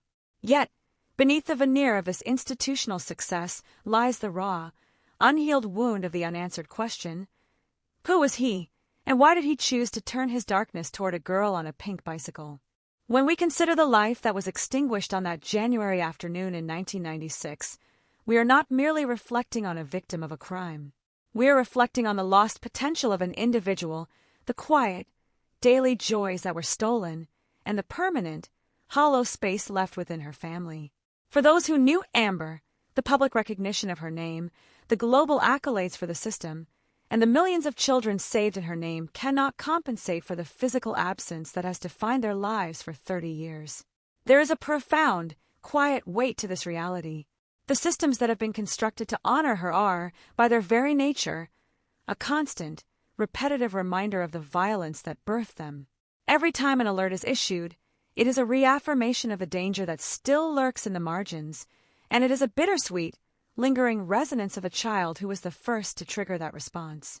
The resilience of her mother, Donna, and the persistent commitment of the Arlington police serve as the anchor for our reflection. They have lived through the transformation of Amber from a beloved daughter to an international symbol, navigating the strange, often alienating experience of having a personal tragedy become public property. They have held on to the flickering light of hope for 3 decades, refusing to let the search for the killer descend into the indifference that often claims cold cases. Their journey is a lesson in the complexity of grief, showing us that justice is not merely a matter of a courtroom verdict, but a sustained, daily struggle against the erosion of truth. They have ensured that the memory of Amber remains sharp, that she is not reduced to a mere case number or a pedagogical example in a police training manual, but is remembered as a vibrant, spirited child who deserved far more than the fate she was given. We must also reflect on the inherent fragility of the society we inhabit. The abduction of Amber Hagerman revealed that even in the most secure, family-oriented environments, the boundary between order and chaos is porous. It shattered the illusion that we can fully insulate our children from the world, forcing a confrontation with the reality that, despite our best efforts, there are forces that move in the shadows, waiting for the brief, singular moment of vulnerability to strike. The creation of the Amber Alert was our collective admission of this fragility. It was a strategic, technological response to a fundamental, human anxiety. By creating the system, we did not eliminate the danger, we simply established a new way to confront it, choosing to replace the helplessness of the past with a proactive, communal, and aggressive stance against the predators who hunt our most vulnerable. This reflection leads us to the broader, more somber consideration of justice itself. In the case of Amber Hagerman, we are faced with the discomforting possibility that perfect justice, the complete, satisfying correction of a past wrong, may be unattainable. While the system bearing her name has provided a form of restorative justice for society, it has not provided the retributive justice for the individual victim. The killer, in his silence and his successful evasion of the law, remains a defiant figure, a reminder of the limits of our investigative power and the stubborn, infuriating persistence of the unknown. We are forced to ask, does the success of the Amber Alert constitute a form of justice, or is it a consolation prize for our failure to identify the monster? The answer, perhaps, is that both are true. The system is a triumph, but the case is a failure, and both realities exist simultaneously, forcing us to reconcile the success of our institutional memory with the frustration of our investigative outcome. Furthermore, we must ponder the ethical implications of our fascination with true crime. The story of Amber Hagerman is one of many that occupies a central place in the modern consciousness, fueling a massive industry of podcasts, documentaries, and investigative reports. It is vital to remember that beneath the narrative arcs, the forensic breakdowns, and the analysis of motives, there was a child. The tendency to abstract the victim into a symbol, to turn their story into a compelling, episodic mystery, can often obscure the humanity that was lost.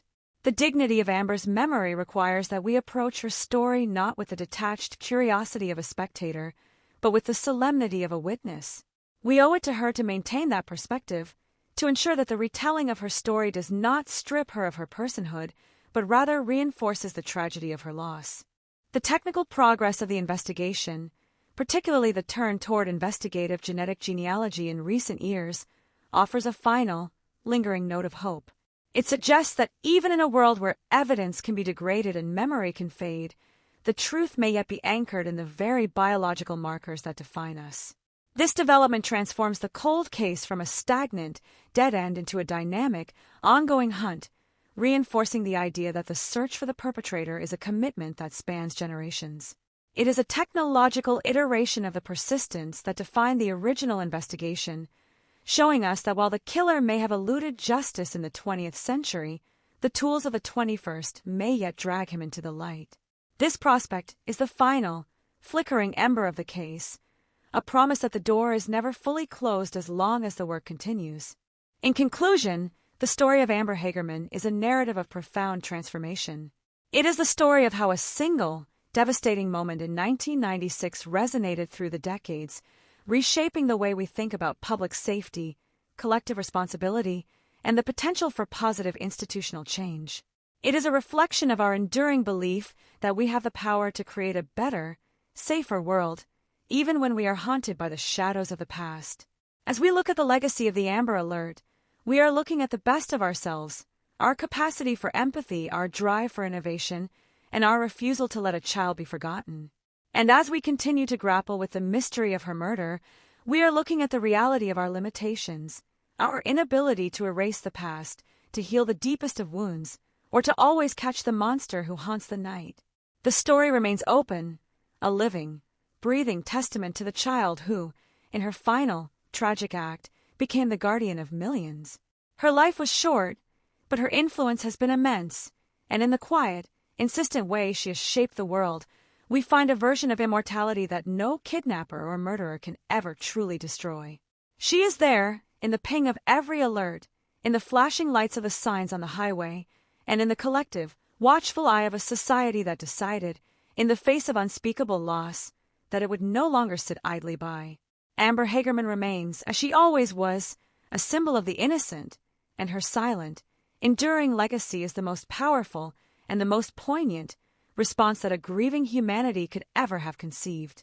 Her story is our story, a reminder that we are all, in our own way, connected by the thread of her loss, and that as long as we hold that memory, as long as we keep the light of our awareness turned toward the shadows, we honor the promise that her spirit and the memory of the pink bicycle will never truly be silenced.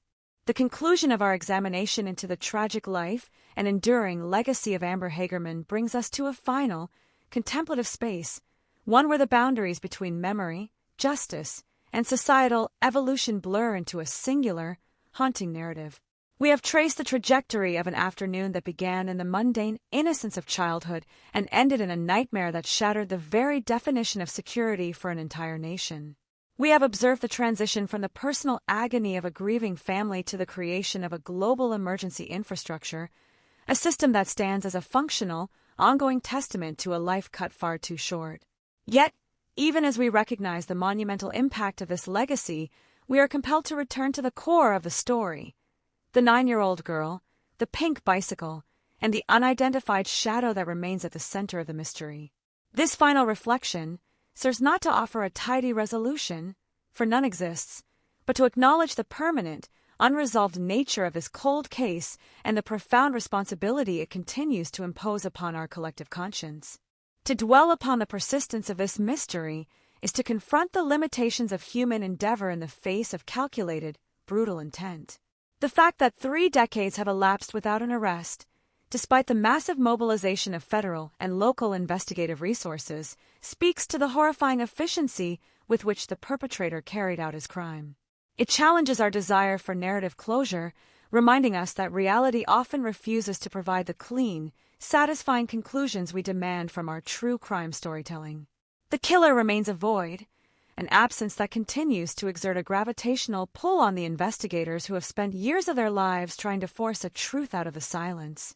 In this sense, the investigation is a testament to human endurance, a multi-generational commitment that refuses to yield to the passage of time or the cold certainty of fading evidence. It is a commitment that honors Amber not by providing a victory, but by refusing to accept defeat. The contrast between the universal success of the Amber Alert and the localized, stubborn failure of the investigation is a poignant reflection of our world. We have successfully conquered the challenge of how to disseminate information, how to mobilize the public, and how to create a protective, society-wide response to the threat of abduction. We have built an architecture of awareness that is arguably the most effective child protection tool in existence. Yet, we have failed to conquer the fundamental challenge of a singular, individual predator. The success of the system is a triumph of our capacity for cooperation and systemic improvement, while the ongoing mystery of the murder is a sobering reminder of the persistent nature of evil. It is a duality that we must continue to inhabit, acknowledging that while we have done so much to prevent the recurrence of such tragedy, we have yet to hold accountable the one person whose actions made such a revolution in policy necessary. In considering the broader impact of this tragedy, we must also recognize how it has reshaped the cultural perception of childhood. Before 1996, the concept of the free-range childhood was a pervasive, unquestioned norm. The abduction of Amber Hagerman was a foundational event in the erosion of that freedom, signaling a shift in the parental psyche toward a state of constant, pervasive vigilance. The legacy of her death is woven into the DNA of modern parenting, manifesting in the way we supervise, track, and educate our children about the dangers that might lie beyond the threshold of our homes. While this has undoubtedly enhanced the immediate safety of countless children, it has also fundamentally altered the nature of the childhood experience, moving it from a realm of unsupervised exploration to one of cautious, monitored safety. We are left to reflect on whether this trade-off is the inevitable price of living in a world that is clearly, demonstrably less secure than we once imagined it to be. The role of the media in this narrative cannot be overstated, as it served as the original engine for the dissemination of Amber's image and the subsequent advocacy for the alert system. The images of Amber, smiling, vibrant, and innocent, became the standard against which all other missing children would be measured. This repetitive, iconic use of her likeness has made her a permanent fixture in the American landscape, an ethereal, perpetual youth who never ages. While this has served the purpose of keeping her memory alive and ensuring the continued funding and support for the alert system, it also risks sanitizing the raw, horrific reality of her final days. As we reflect on her story, it is imperative that we hold the two versions of Amber in our minds, the symbol of global protection and the vulnerable, terrified child who fought for her life in a cold parking lot. Maintaining this balance is a moral necessity, ensuring that our reverence for the system does not diminish our empathy for the girl. We must also address the ethical dimension of the ongoing investigation, particularly the transition to genetic genealogy. This modern approach to the cold case represents a fascinating, albeit complex, intersection of personal privacy and public justice. It acknowledges that the tools of the past were insufficient for the challenge, and that we must utilize the technological advancements of the present to reach back into the past. The search for the killer through familial DNA links is an admission that the physical evidence left at the scene was insufficient on its own, and that we must now rely on the interconnectedness of our biological heritage to find the truth. This process is a testament to the fact that, in the digital and genomic age, secrets are harder to keep, and the passage of time is no longer the definitive sanctuary for the perpetrator that it once was. It offers a glimmer of hope that even after 30 years, the truth may yet be found, hidden in the layers of data and family history that have been meticulously assembled by those who refuse to let the case grow cold. The emotional weight of the story is perhaps best encapsulated in the experience of those who have championed the Amber Alert system since its inception. For individuals like Diane Simone and the countless volunteers and law enforcement officials who have nurtured the system, the project has been a labor of love and a dedicated form of memorialization. They have turned their grief into a force for global good, creating a legacy that is measurable in the thousands of lives saved. This work is a profound, active response to the trauma of 1996, providing a sense of purpose and closure that the legal system could not offer. It demonstrates the capacity of the human spirit to transcend individual tragedy and work toward the common good, proving that even in the face of the most devastating, irrational violence, it is possible to construct something that fosters life, safety, and community awareness. As we conclude this exploration, we return to the quiet, haunting image of the pink bicycle abandoned on the asphalt. It is the defining image of the entire tragedy, a symbol of everything that was lost and everything that we have fought to protect. It serves as a reminder that the world can be changed by the events of a single catastrophic afternoon, and that our response to those events defines who we are as a society. We have decided that we will not ignore the disappearance of a child. We have decided that we will use all the tools at our disposal to ensure that when one of our own is taken, we all feel the loss and we all act with the urgency of a parent searching for their own child. This is the most profound legacy of Amber Hagerman. It is a legacy that transcends the unsolved murder, the cold case files, and the limitations of our past investigative efforts. The path forward for the Arlington Police Department and the broader investigative community remains clear, even if the destination remains distant. The file on Amber Hagerman will remain open. The technology will continue to advance. The dedication of those who believe that justice is a duty that does not expire with the passage of time will continue to drive the search. Whether the perpetrator is finally identified through a breakthrough in genetic data, a sudden, unexpected confession, or a long overdue tip from a witness who has carried the burden of knowledge for 3 decades, the objective remains the same. The narrative of Amber Hagerman is a living, breathing testament to our collective responsibility, a story that reminds us that we are all, in a fundamental sense, the guardians of the innocent. We carry the memory of the pink bicycle with us, a silent vow that as long as we keep the watch, as long as we maintain our vigilance, and as long as we refuse to let the darkness prevail, we honor the life and the enduring spirit of the girl whose name has become our collective, global promise to never, ever stop looking. The investigation continues, the memory endures, and the work of honoring Amber Hagerman remains, as it has always been, a duty that we all share.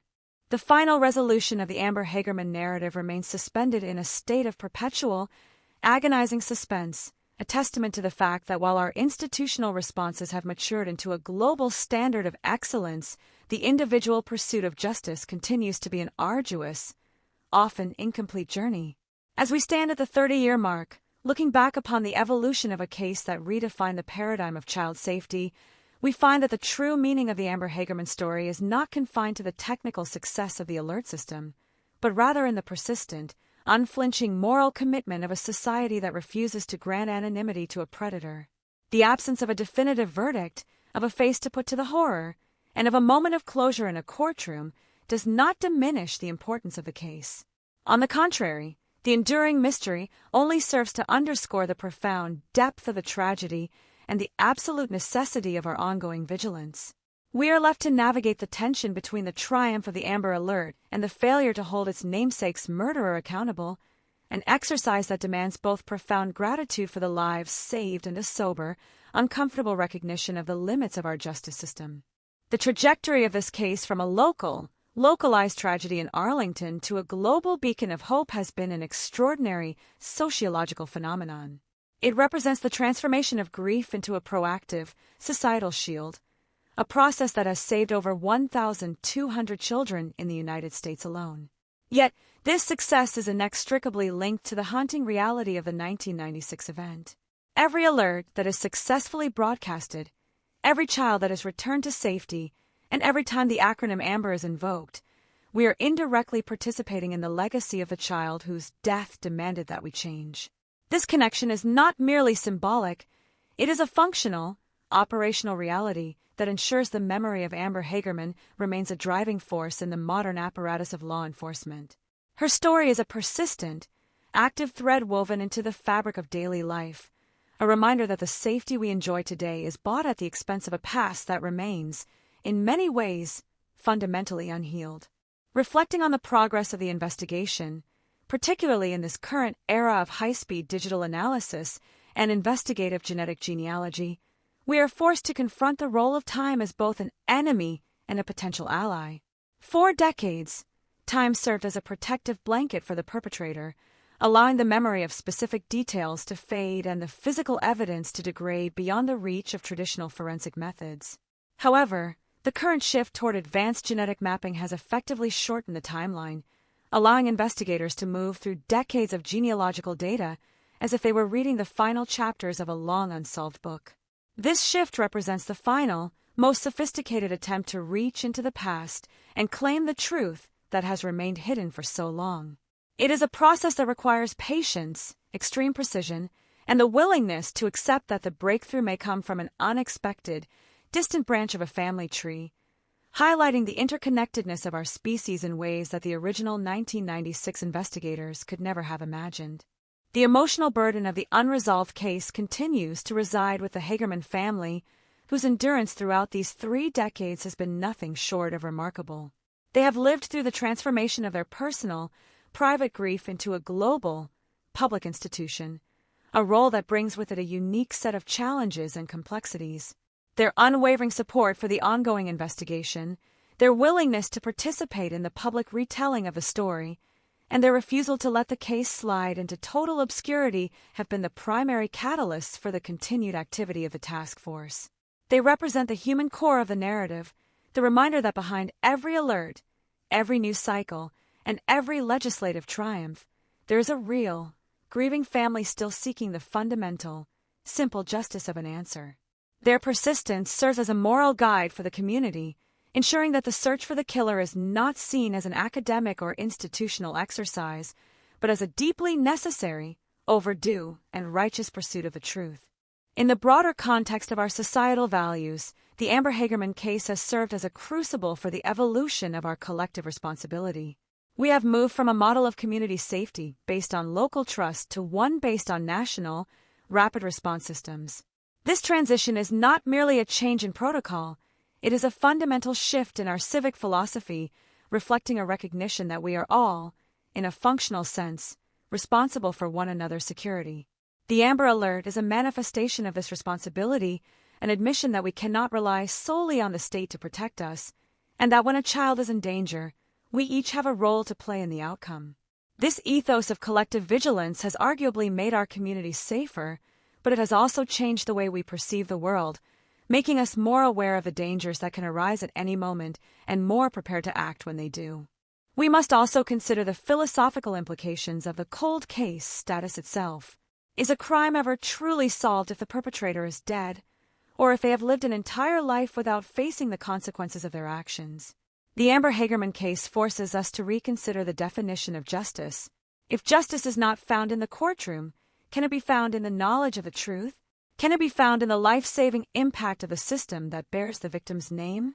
The ongoing quest of the Arlington Police Department suggests that, at least in the eyes of the law, the case is not closed until an individual is identified and brought to account.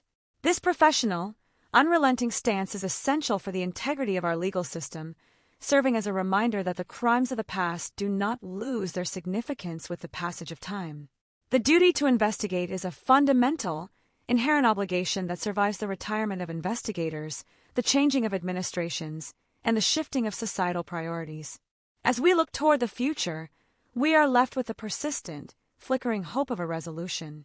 The tools at the disposal of the current investigators are vastly superior to those of the mid-90s, and the collaborative nature of modern international law enforcement continues to broaden the reach of the investigation.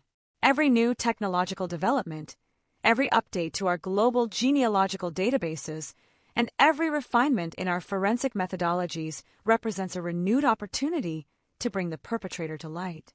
The story of Amber Hagerman is thus not a story that is finished. It is a story that is ongoing, a narrative that is currently in the process of being written with the tools of the modern age. We wait with the collective expectation that the truth will eventually emerge, that the mystery will eventually be dispelled, and that the long, dark shadow of the 1996 crime will finally be cast aside by the light of modern discovery. In final reflection, the life of Amber Hagerman remains an enduring, poignant, and powerful force in the modern world. She is the face of every child we seek to protect, the silent witness to the changes we have made, and the reason we continue to look, to listen, and to act. Her memory is not a static object. It is a living, breathing component of our civic identity. As long as the pink bicycle remains a symbol of the tragedy, and as long as the Amber Alert continues to save children, her story will continue to serve as a reminder of our potential for both terrible loss and extraordinary resilience. We hold the memory of a 9-year-old girl in our collective consciousness, an eternal, youthful presence that challenges us to be better, to be faster, and to be more protective of the innocent. Her influence is vast, her legacy is secure, and her spirit continues to guide our efforts to ensure that the darkness she encountered is never again allowed to claim another life. We carry this memory forward, not with the weight of despair, but with the resolve of a society that has learned from its past and is committed, through every alert and every act of vigilance, to the promise of a safer, more protected future for all children. This, ultimately, is the triumph of the human spirit in the face of absolute, unmitigated tragedy, and it is the standard by which we will continue to honor the name of Amber Hagerman for as long as we remain a community that cares, that looks out for one another, and that remembers. The final closure of the Amber Hagerman case is a destination that remains frustratingly beyond our reach, yet the journey itself has fundamentally altered the moral and operational landscape of modern society. As we contemplate the vast expanse of time since that fateful January afternoon in 1996, it becomes clear that the narrative has transcended the typical boundaries of a true crime investigation. It has become a permanent feature of our civic existence, a testament to the fact that while an individual life can be tragically cut short, its legacy can grow to encompass an entire world of protective awareness. The persistence of the mystery, far from diminishing the importance of the case, only serves to amplify the necessity of the systems born from its sorrow. We are left with a profound, lingering awareness that the world we inhabit is one shaped by the absence of Amber Hagerman, a world that has institutionalized its grief into a vigilant, responsive, and deeply protective infrastructure that watches over every child who dares to explore their neighborhood.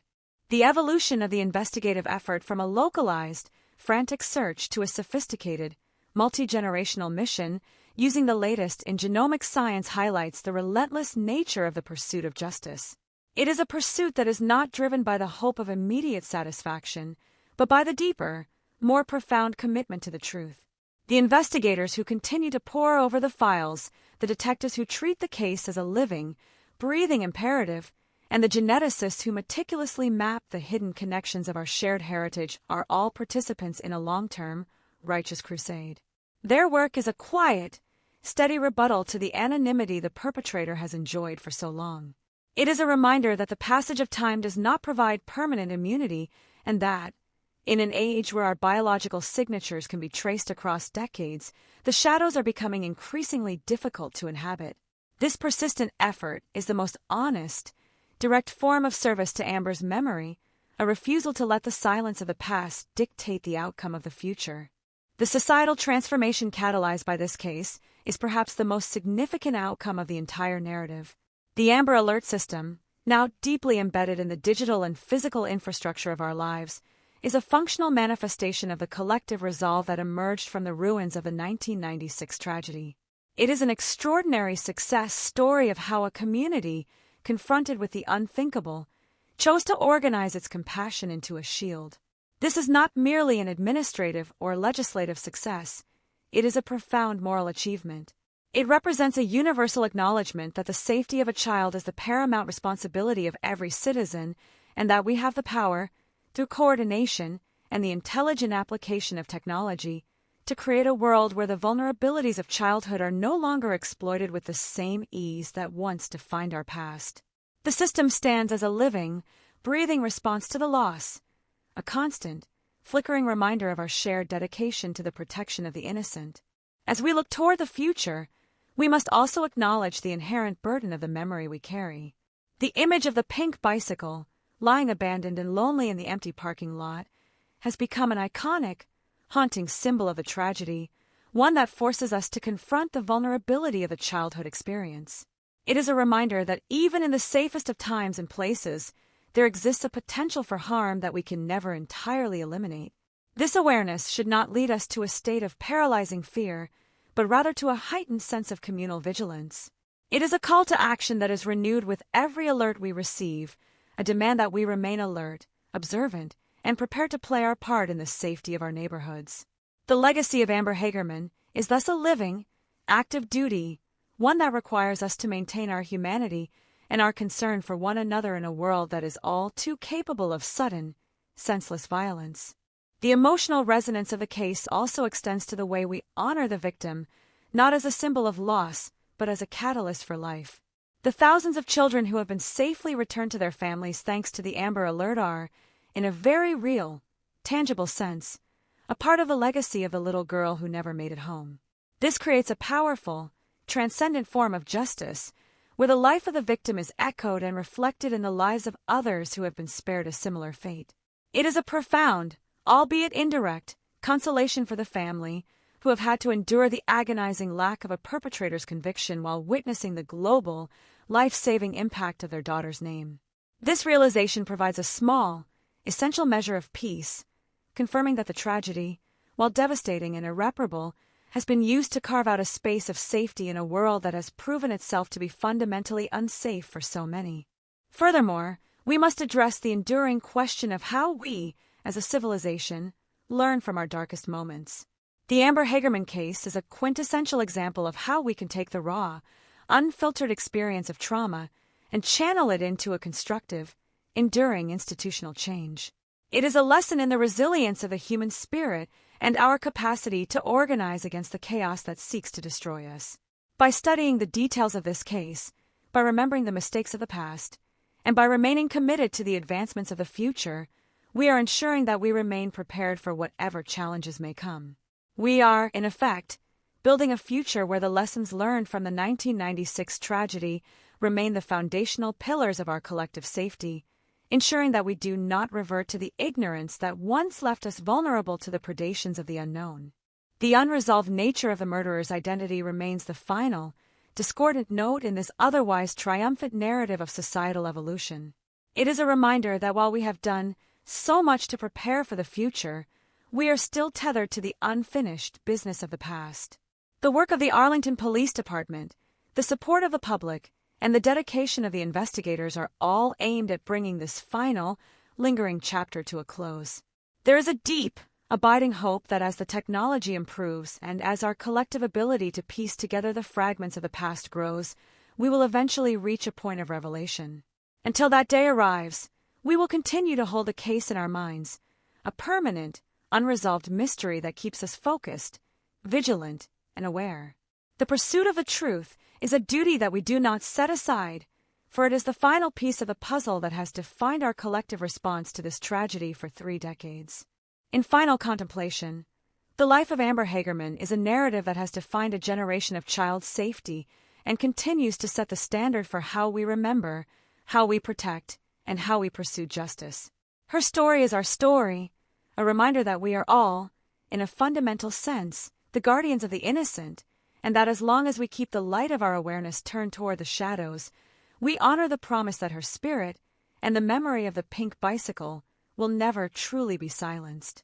We carry this memory forward, not with the weight of despair, but with the resolve of a society that has learned from its past and is committed, through every alert and every act of vigilance, to the promise of a safer, more protected future for all children.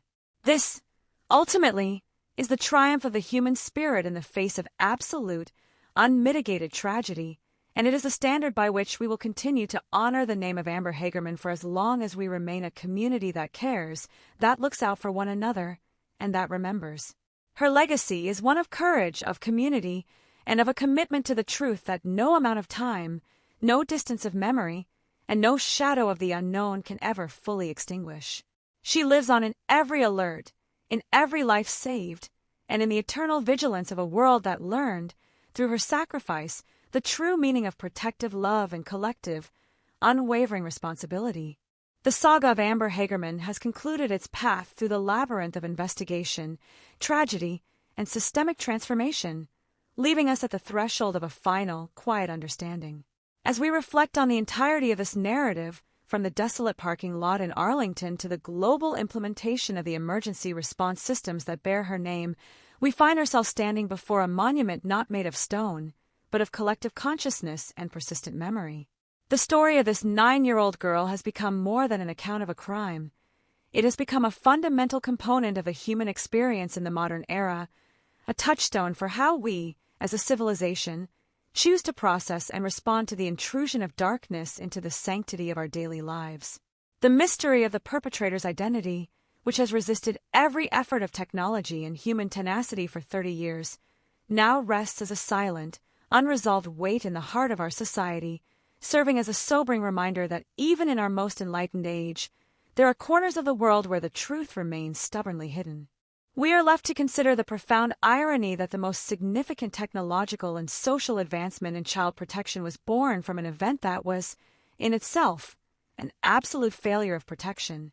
The Amber Alert system stands today as a testament to the capacity for redemption that exists within our society, a realization that we can build something enduring and profoundly good out of the remnants of the most unspeakable horror. This system is not merely an emergency broadcast, it is a declaration of our values, a signal that we will no longer accept the invisibility of a kidnapped child, and that we have decided to act as a unified, vigilant network in the face of predatory violence. The thousands of lives saved by this mechanism are the living, breathing extensions of Amber's legacy, proving that her short life has left a footprint that spans the globe and safeguards generations to come. This is the ultimate, paradoxical victory of the narrative. The child we could not save became the very soul of the system that saves others. The role of the investigators, who have labored over these 3 decades with a dedication that borders on the sacred, remains the most quiet and yet the most vital aspect of the case. They have moved through the shifting landscape of forensic science, from the limited capabilities of the mid-90s to the extraordinary power of modern genomic mapping, with a singular, unwavering objective.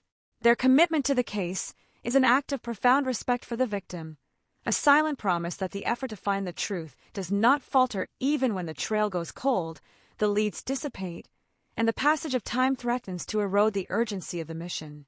We owe a debt of gratitude to these individuals who have carried the burden of this mystery into their personal lives and who continue to treat the file not as a historical document, but as an active, living, and essential responsibility. Their persistence is the bedrock upon which the hope for a final resolution rests, a constant, steady pressure against the silence that has surrounded the case for so long. As we look toward the horizon of the future, we must also acknowledge the role of the public in this ongoing narrative. The story of Amber Hagerman is not something that belongs solely to the police or the family.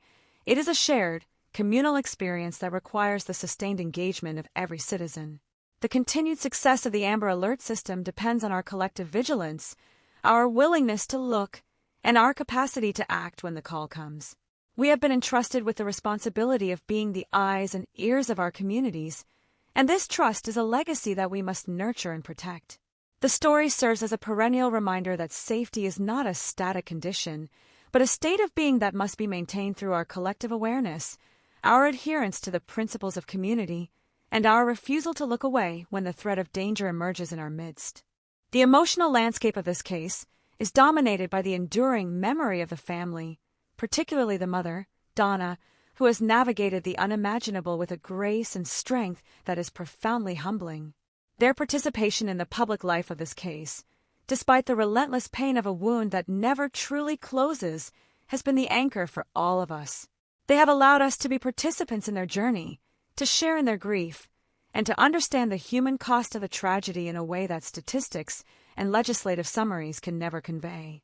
We are honored by their resilience, and we must ensure that our own engagement with the story is characterized by the same profound sense of empathy and duty. They are the keepers of the most intimate memory of Amber, and our task is to honor that memory by continuing the work of protection and by never forgetting the individual who gave her name to the world. Looking at the broader, existential questions that this case raises, we are forced to grapple with the reality of evil in a world that seeks to be good. The perpetrator of this crime, a person who chose to exercise absolute power over a vulnerable child, represents a radical, fundamental rejection of our shared humanity. The fact that this person remains in the shadows is a challenge to our desire for an orderly, just, and comprehensible world. Yet, the existence of the Amber Alert and the global commitment to child safety represent our collective answer to this challenge. We choose to define ourselves not by the existence of the darkness, but by the light we bring to it and the structures we build to shield ourselves from it. We are not defined by the one who did the harm, but by the millions who have chosen to stand together to prevent it from happening again.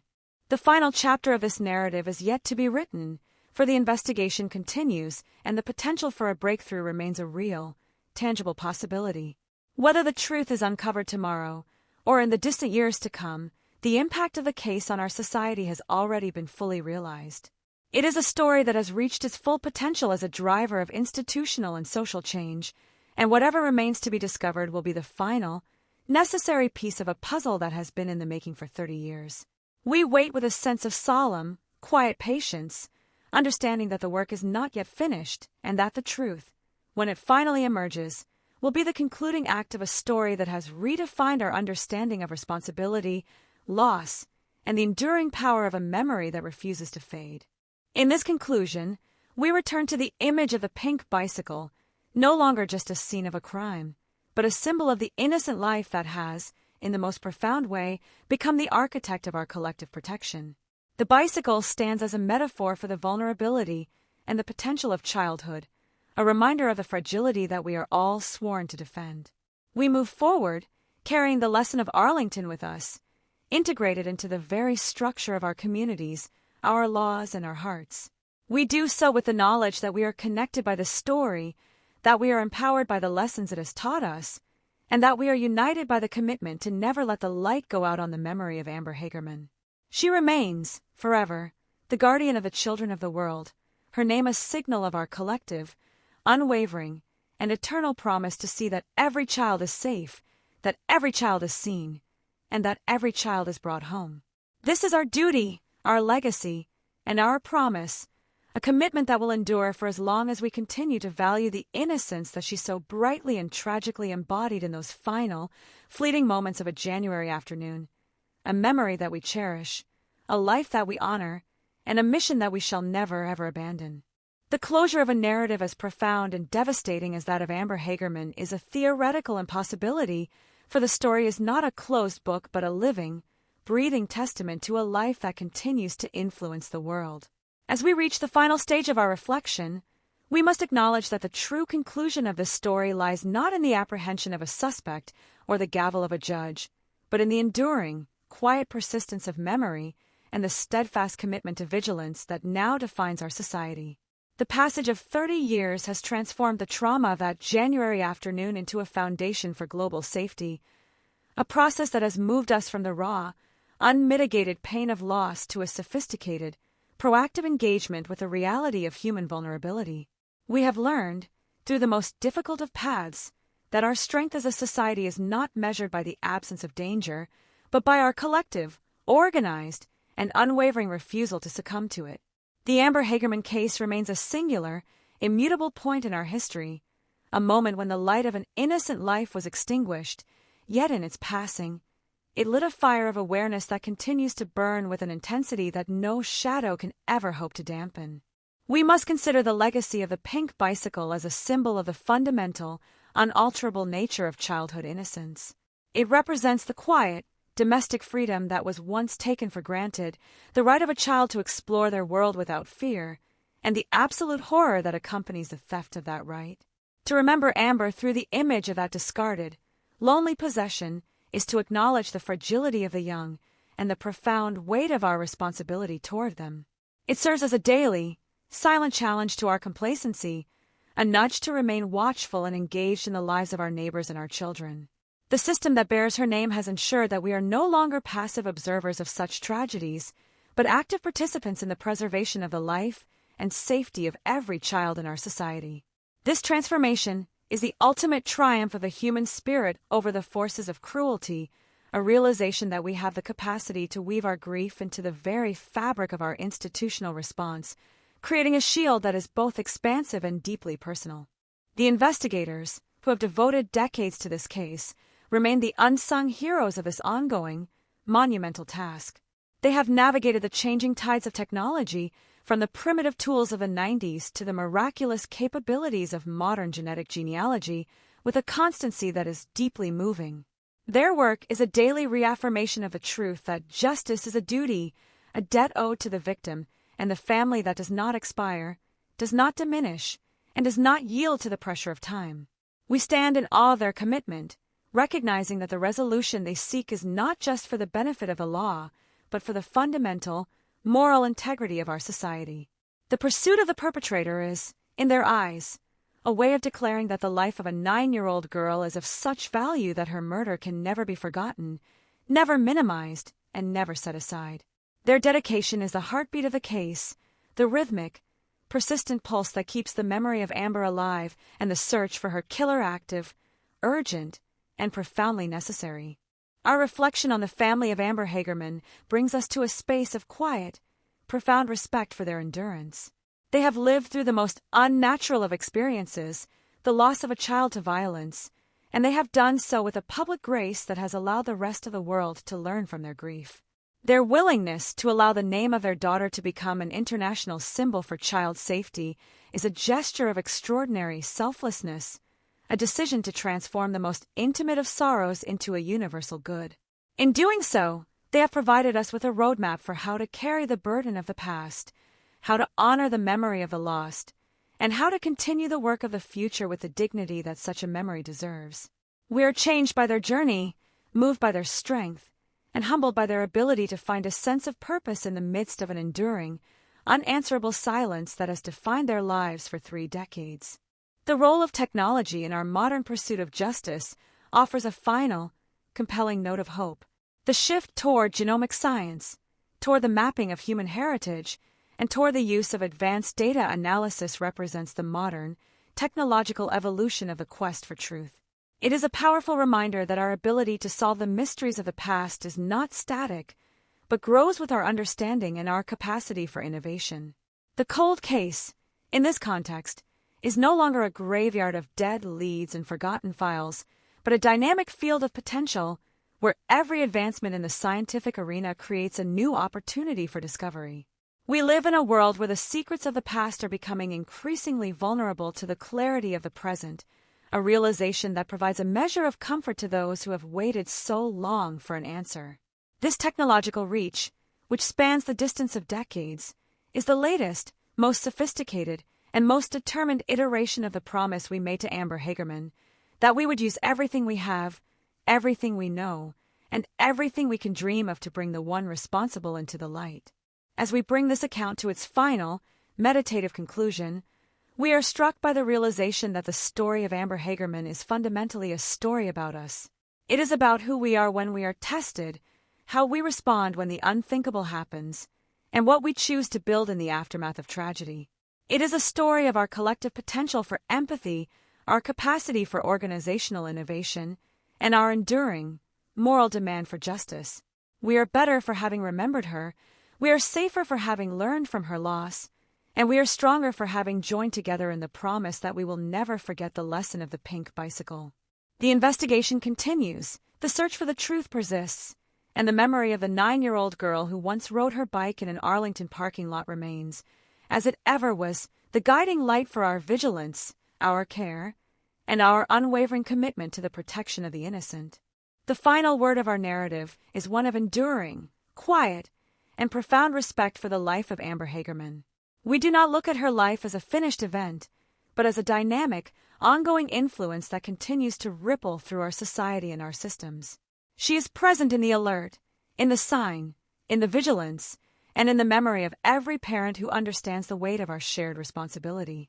We carry her name with the solemnity it has earned, a name that has become synonymous with the highest aspirations of our community, that we may protect those who cannot protect themselves, that we may act with the urgency that love demands, and that we may never, ever abandon the pursuit of the truth. This is the promise we have kept for 30 years, and this is the promise we will keep for all the years that lie ahead, honoring the girl, the child, the symbol, and the beautiful, fragile reality of a life that changed the world in the most profound, meaningful, and enduring of ways. As we conclude this reflection, we do so with a sense of peace that comes from the knowledge that, while the perpetrator may still be in the shadows, the light of our collective memory remains, steadfast and bright, illuminating the path forward and ensuring that the story of Amber Hagerman will continue to be a beacon for all who seek to guard the innocent from the dark. Our journey through this history is complete, but our mission to honor her life is eternal, a duty that we accept with humility, with dedication, and with the unshakable conviction that as long as we remember, she will never be gone.